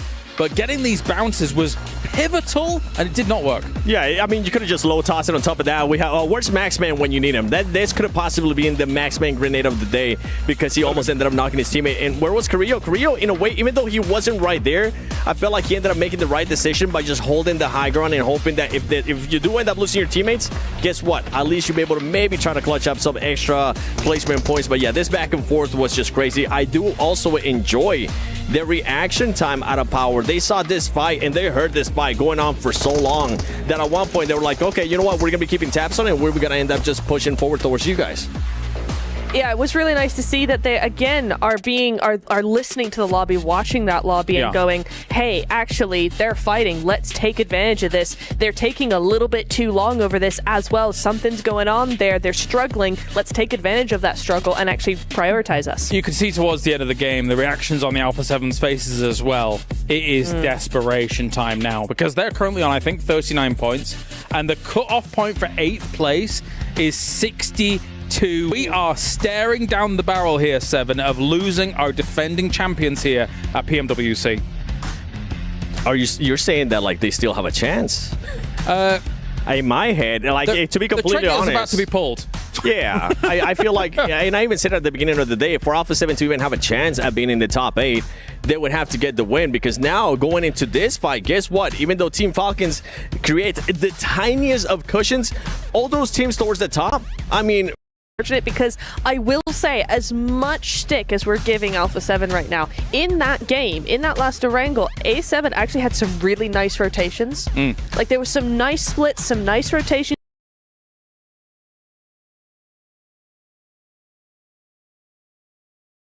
You could see they were trying to get back to normal a little bit. If they get hot dropped on a Miramar, if they get targeted for whatever reason, Right. and they don't get that chance, then they're in a lot of trouble. Well, we were concerned Galax was going to take them out there in that game as well. On the eastern side, right? They had 2 knocks on them. Once again, they'd already eliminated them when it came to what was going on in Sandhawk. So I know that we keep harking on about it, but this is important. This is our defending champion. This is a big deal. I feel like to just kind of recap everything that's going on here, you actually just said it best. You can just see that these players and these teams are just kind of grasping for something, especially when it comes down to Alpha 7. The push that they did on Yangon Galacticos, they had so much room to work with, and then decided to actually just go for a fight with just one player instead of just looking to control a big area for this squad. So just a questionable plays, by the way, R8. My goodness. Can I just take a second to talk about this team a little bit more? Because they were just so impressive to me. This was a team, just like with Alpha 7, you were saying in the turret, you were saying the rotations were on point. This was a team that's just being aggressive. They're taking their future into their own hands. They were being aggressive. By the way, this comparison is R8 against Yangon Galacticos, a team that they're currently trying to hunt down for 8th place. Yeah. And I really like the aggressiveness that I saw of RA in the last match. Of course, this head-to-head brought you by the Saudi National Bank here between RA and Yangon Galacticos. I'm a bit impressed at how some of these teams have been able to try and ramp things up, but it's still do or die for both of them when it comes to that barrier position. And of course, you guys can be involved over at home as well whilst watching everything that's going on here at the PUBG Mobile World Cup. The PUBG Mobile Airdrop Carnival is now live in-game this weekend from August 1st to the 3rd. Log in and summon surprise airdrops and collect 2025 airdrop vouchers to enter prize draws for official merchandise, smartphones, BD partner awards, permanent in-game items and more. Every participant is guaranteed to win, so get it going, guys, out there. Additionally, if you jump into the game now, you can vote for your favorite airdrop partner. You might even score some awesome surprise gifts from them, so don't delay, get that going. And Neptura now with Miramar on the cards. What are you looking out for? Regnum Karya to actually do something a little bit more. I think Miramar's their map. They're going to do something. They have to. They have to show up their defenses, right? They do, yeah. They really, really do. How about yourself, Seven? I'm going to be looking at the squad that we were just looking at. I'm going to be looking at Influence Rage. Influence Rage coming into after yesterday, I should say, the best maps that they ended up playing was those Miramars. That's when they were actually able to get 7th place, 2nd place with 7 eliminations. They need to back that up today. And today, they've done just enough to maintain themselves. They're close to that top 8. I have to pose the question, what are we going to see here on the desert? Thank you very much, guys. Now we head over to the casters for the penultimate match. One final opportunity with only Miramar on the line here to see if you can qualify to the grand final. Power there, saying simmer down, simmer down. Let it build, Blank, let it build. And let's see what the results will start to look like. Of course, 2 games remain at the end of the survival stage. If you want to stay up to date with all the action, why not head over to the official map feed as well? That's now live on PUBG Mobile Esports on YouTube, so you can follow the action and stay up to date as it goes down to the nail-biting conclusion, Blank, and that's what we're going to be in store for. To be some loco gameplay coming through. Oh yeah, from some of these teams to get towards the top, but it will have to be a madness. Some of these squads towards our top side in the top 8 will have to a bit of a fail if they want to drop down here too much. We do have teams who are confirming themselves over towards that top side, like what Nongshim and Red Force did in that last game, able to get a lot of eliminations. They're not looking for those placement points. They're looking to just push those boundaries where they can. Power looks fantastic right now, and even Fireflux is looking a little bit worried that they might catch them on this next playing path that's coming through here over on Miramar. Slight change of pace here. Some teams are slightly better at this map than others. In the past, Alpha 7 has absolutely been phenomenal on Miramar. Yeah, they'll have to do that twice, actually. Sort of never alone smiling there. Seems like the energy's good in the camp, but will the results be even better for them? They've had some near misses, some uncomfortable games where it felt like a what if. They could have squeezed more out of it today, Blank, but I think that really has been the issue. And each time it's resulted in it not being enough for them. 11th place, just mere points ahead of Alpha 7, the defending champions, of course, of last year's title. They took home the trophy and all the glory, but it's not happening here. Power Esports 93 points to Fireflux's 94. I didn't think it'd be that close, but it certainly is, as we are on the very much southern end of things here. Hello. Figuring out phones over there. I like it. A blast from the past. Oh yes. Supporting in the audience. The family, the friends, everyone there watching on. And that's all you really can do. On look.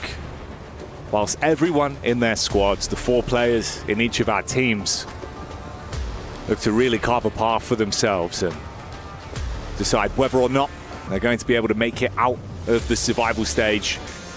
Only 8 of the squads left. Check that. Al-Haji actually takes first place spot in terms of highest damage, ahead above Scarface and Ketch. Starting to live his dream. It's kind of nice the duality there going on, where it's easy. He's been putting in a lot of work, and so is Scarface, and then that real firepower on the team coming through from Ketch and Al-Haji have both stepped up in the meantime. It's nice being able to rely on your teammates, knowing they have your back even when you're not feeling it, and suddenly the beast from within can be revealed at very, very important times as well here in the survival stage. But it's a big leap right now up towards second and first place. So right now it is just kind of the battle between Power Esports as well as Fireflux to have that very fun opportunity when we get towards the end. Power Esports in the air. Getting into position. It's not been an easy start to this game on the playing path.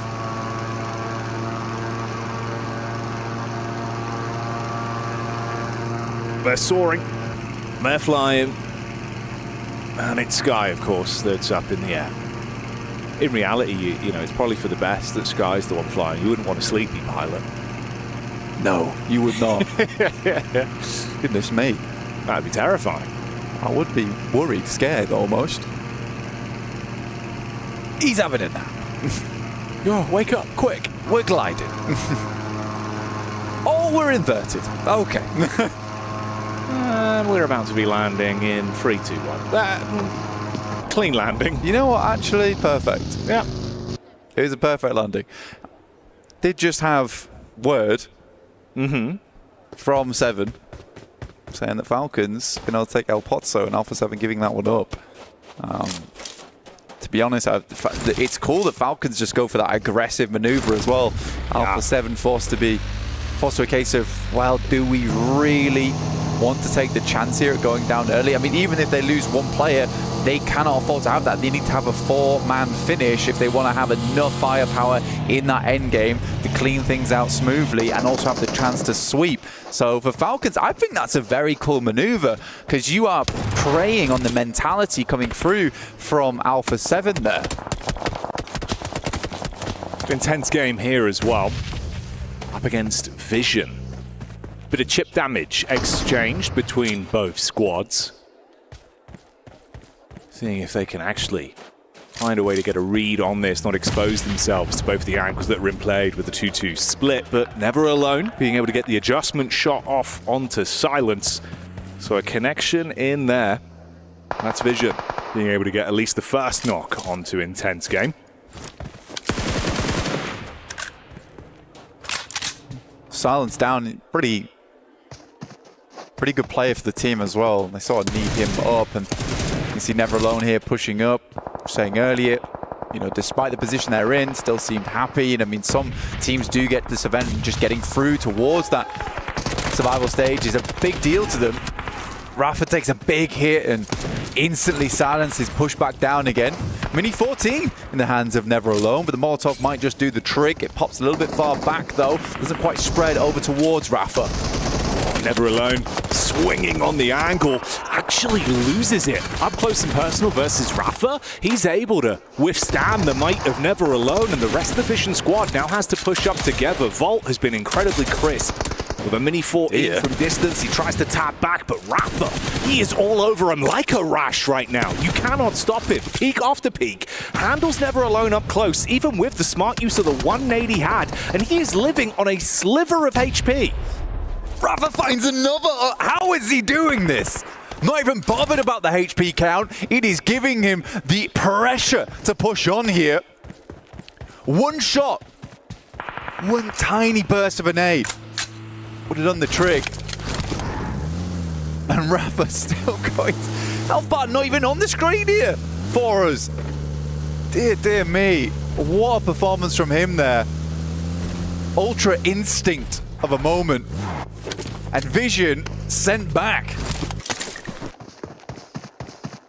Realistically limping away as well. I mean, it's just Marcelo, that's all that's left. You think about how clean that could have been. Like, Never Alone, actually, from the angle he's in, he gets the first knock, he knows he's going for the res, you get the nade on the close angle, knocks him again. That 1v1 would have made the difference, them being able to clean easy, with the then push coming in from the side with Volt and Co to clean up, split the attention. The fact he has done that single-handedly, hell of an adrenaline rush there from Rafa. Oh, man, hooked up to the life support machine, but not done yet.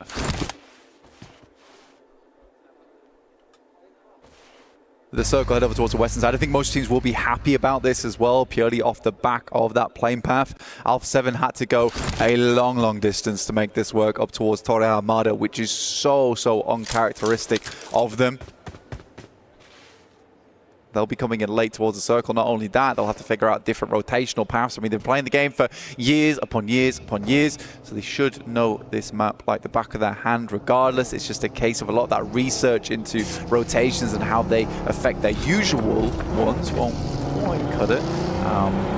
Yeah, that's not how a car's usually driven. That's Vinny the Billy Goat. Wow. It's impressive stuff. Inventing new ways to use automobiles this late into the survival stage. Some sticky tires indeed. Gets up there. Climbing boots on the wheels. And that has a good location to work with. You can see just how central Nongshim Red Force are around Picardo on this top side. I think this is a lovely position to set up. We have seen quite a few times though, Jackie, in the past, you know, teams and players setting up on these spots, getting taken down early, and then you have that issue where you lose a player, you don't have anyone to res them, and then suddenly your position becomes quite compromised. So you have to be careful on that spot, on that position. You're mostly there for information gain, and if you can get a quick and easy knock, you'll go for it, but no more than that. Especially from that position too. I mean, you have a lot of stock to get towards that late game. Well, you did. You really did. Until this circle comes into play, which is hellish. Over towards that north side, a massive hard shift over this way. Many teams left in the lurch on that south side. AX having to get a move on, as do Regnum Kaya. Falcons and A7 actually coming out looking very good off the back of this one, smelling like roses. Throwing them a bone, they very well do need, obviously, a lot.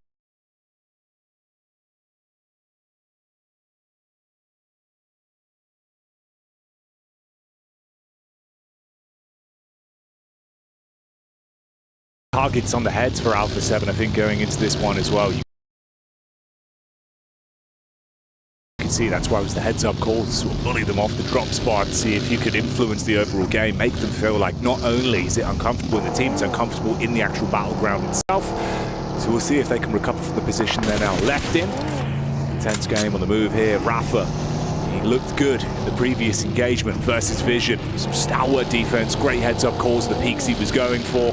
Karia, a bit of a different beast though. They drive by, they both take vision onto one another, they pull up towards the compound, looking to keep their heads down, not run the risk of getting into a fight that is uncomfortable for them.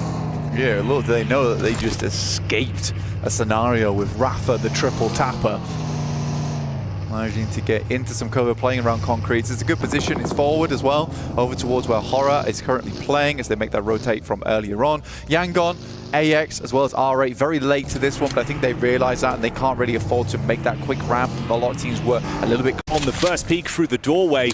Back up in there, Ragnar with the DVS withstands the push. Nade in, danger close, forced to heal up now and play off one another.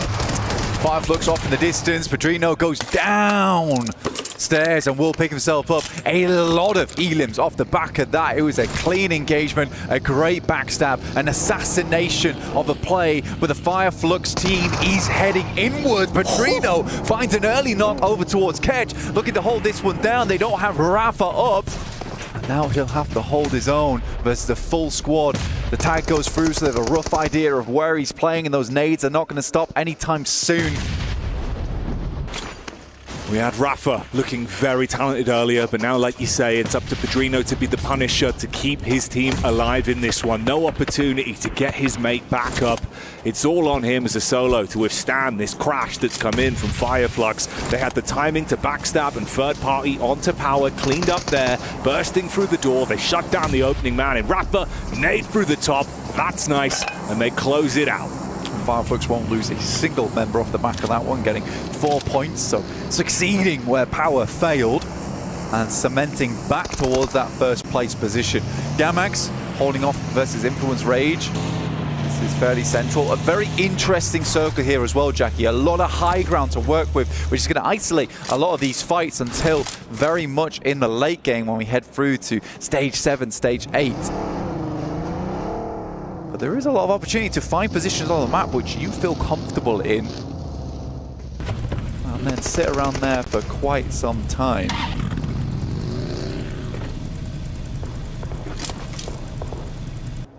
Laser focus from the Gamax squad. You can see the comms there coming out.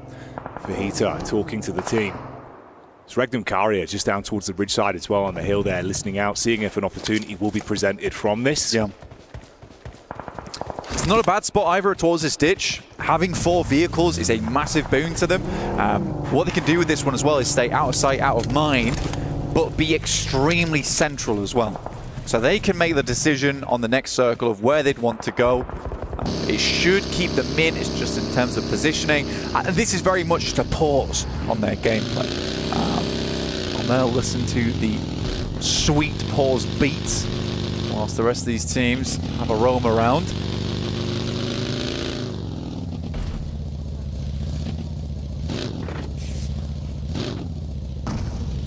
It's interesting as well, though. Obviously, Marcelo, his entire squad going down instantly to open this one up, with Rafa handling them very easily.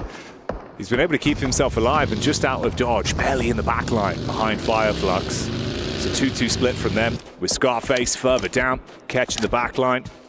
Always feels like he's so useful from distance as well. It's his preference, being able to support the team, set him up. Scarface, he loves to get aggro. It's kind of funny, right, in the way that that's happened, where Scarface in the past has been absolutely the long-range specialist for the team, but we're seeing a lot more where Scarface is moving over towards that front line and Ketch is playing the back line for them. So it's a complete role reversal into this one. But it's also nice to see that they're comfortable to switch those roles frequently, because that does hamper you. Because you lose Scarface, what are you going to do? Yeah. Suddenly you lose a long-range player. So having both your main fraggers on that team be interchangeable, that's an indispensable characteristic for a squad. Yeah, having that level of dynamic gameplay that can keep squads guessing gives you the extra oomph you need, especially in these kind of lobbies that are global like this. Can't afford to be one note in reality. Much prefer that double quaver, quick off the beat. That's not going to be the case for a lot of teams here. It's going to be a slow rollout. Circle doesn't really confirm onto anything too drastic here. Still that high ground towards that south side is open. The ditch that Regnum Kai is playing is nice. Quite a few open areas in terms of the rows that cut through here. In the meantime, AX has taken a knock. That's potentially from R8, who are watching the overlook here on that northeast side. You can hear there is plenty of fighting. Is that Regnum Kaya losing player? No, finding shots over towards Kenotrope. A lot of the players from Kenotrope who made a big old dash over their way with little to no information either.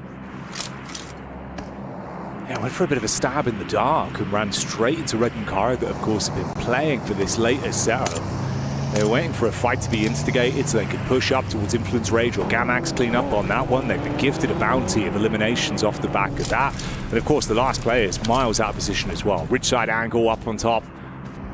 Effectively trapped on an island. And it's the Falcons that are underneath. Slowly skulking their way further forward. They were a little bit more split. They've grouped up now. Finale could be a bit of an issue for them though. He's hidden. Closed off, squared away. See if he opts to take shots. In come Nongshin Red Force versus Fireflux, and there's one. Narvalo, I think he took 2 shots there. Should be down? No? Yeah.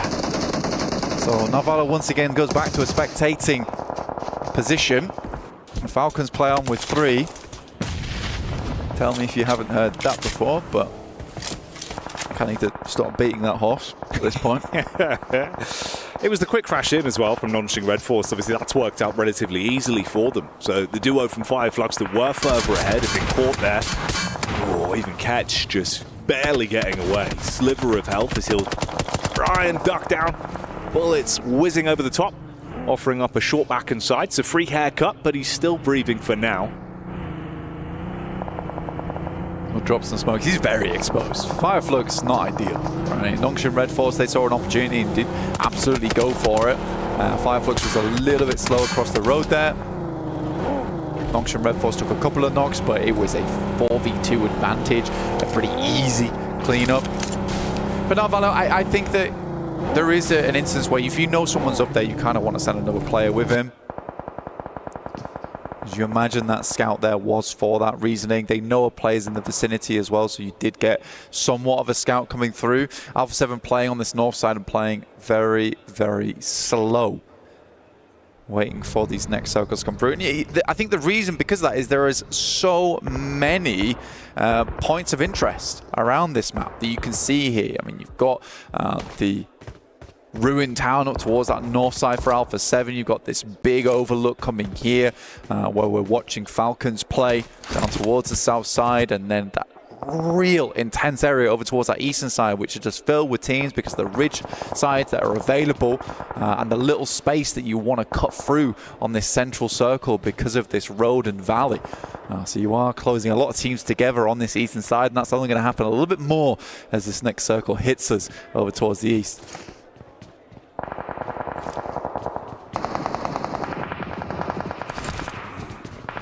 AX there, thrown into the battle versus Gamax, obviously sharing those close compounds for quite some time. You can see Nonshin Red Force as well, committing to fine follow-ups on the Fireflux. Handling them easily. Solus was the first to fall. Follow up onto Catch, so both down and out. The team is removed, so the squad unable to accrue much more from that one. 4 elim game for them, bringing them up to 98 points overall, and the battle continues with Yangon Galacticos being cleaned up, split between 2 squads. AX as well. Really in position here where E-Arena are going to be looking to go from strength to strength, and this could give them some good momentum in the standings if they can find the play off this one. But E-Arena already on 3 elims playing on this eastern side. It's going to be a bit of a brutal rollout for them to get over towards AX, but they are hurting. They're definitely hurting. They've sent a bit of damage over their way. Looks like the resources are a little bit rough. Joker looking to send another nade over towards the top side there. Did find Ariane. A bit more damage poured in, and R8 looking to backstab on the eastern side. Regnum Kai has played a blinder on that ditch, by the way. That is some good knowledge of the map and where they wanted to go early. They held out Kenotrope when they tried to make a big crash over their way, and they have just been sitting pretty since. Yeah, it's worked out very well for them. A team that we know can offer so much in a lobby like this. Oh, and for AX, it's not only from the front with the arena casting out nades to course the backstab from R8 that now look to swoop in off the damage done with those nades landing right on target, hopping out the vehicles. Joker further down, Belly on the ground as well to assist. Still nades in the back pockets thrown in. AX must be so uncomfortable. You are just pinned in here. Henry with the smoke at least trying to buy time as they get close. You've got the shotty to work with. The entire team just looking fragmented. It's only Henry that remains. Quick bandage to try and top himself up. Yeah, there's the pump, which is not great for multiple targets at a time, especially when you've got no cover to hide around on that delay between the shots. Henry will just watch RA move a little bit further forward here. This is a good game, though, for 9 through 12. Right, with Yangon Galacticos out and currently in 8th place. It's not a massive jump up that's required to challenge that position from Yangon Galacticos. Regnum Kaya would like for a big game here to confirm themselves further up and secure that position as we head up towards our last game. Mormon finds Henry, and Henry is found wanting. With Henry going down, that's AX removed. And E-Arena hoovering up a lot of the points as well, so it still gives other opportunities for further squads to move up, like you said. A bit more literally here. They already found one knock over towards the Falcons, and they just keep adding, piling onto this. Koa's down. Redox as well takes a hefty hit. They can convert onto those. Vinny goes in with a DBS, so for the Falcons, it's so rough. That vehicle's going up 100%. He has to get out soon and find some kind of cover. He holds it, though. A little bit further forward. Don't wait for that thing to blow up, though. Just to get back. To blow it up himself. Can't really go too far back at risk. Opening up an angle. Vision, Marcelo holding off.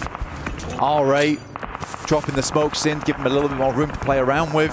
Nongshin Red Force, love the playstyle. Love the playstyle from them. In every single game, at least trying to get above those 5 elims. And yeah, they're taking a lot of damage right now, but that's enough each game right now from the point standing they sit on to keep them inside that top 8. Yeah, they're not going to be disappointed whatsoever with how this has flowed. Good elims, taking out some important teams as well. It's an ideal scenario for them. Hello Marcelo as well. The fact obviously he's still alive with Vision going down in like literally the opening fight since this game, and even being able to fully commit onto one of the R8 players, dip out like a bandit, make it off to the loot crate and set himself back up for potentially something a little bit later. Meanwhile, the battle continues with Hora diving in onto Alpha 7, squashed from the side, slapped upside the head. Non-Shin finished off in the end there by Regnum Kaya. Carrillo realizing there's no opportunity for that one. He's got to jump back in the vehicle, try and create space between. But it is rough. Again, I mean, Sleepy just finding the prime target on it. It's such a slow game from Alpha 7. It is so different from what we're used to. It's a nice nay, but not quite close enough. Willow drop him down to 10% there. Regnum Kaya, I think there's a case to be made that they got lucky.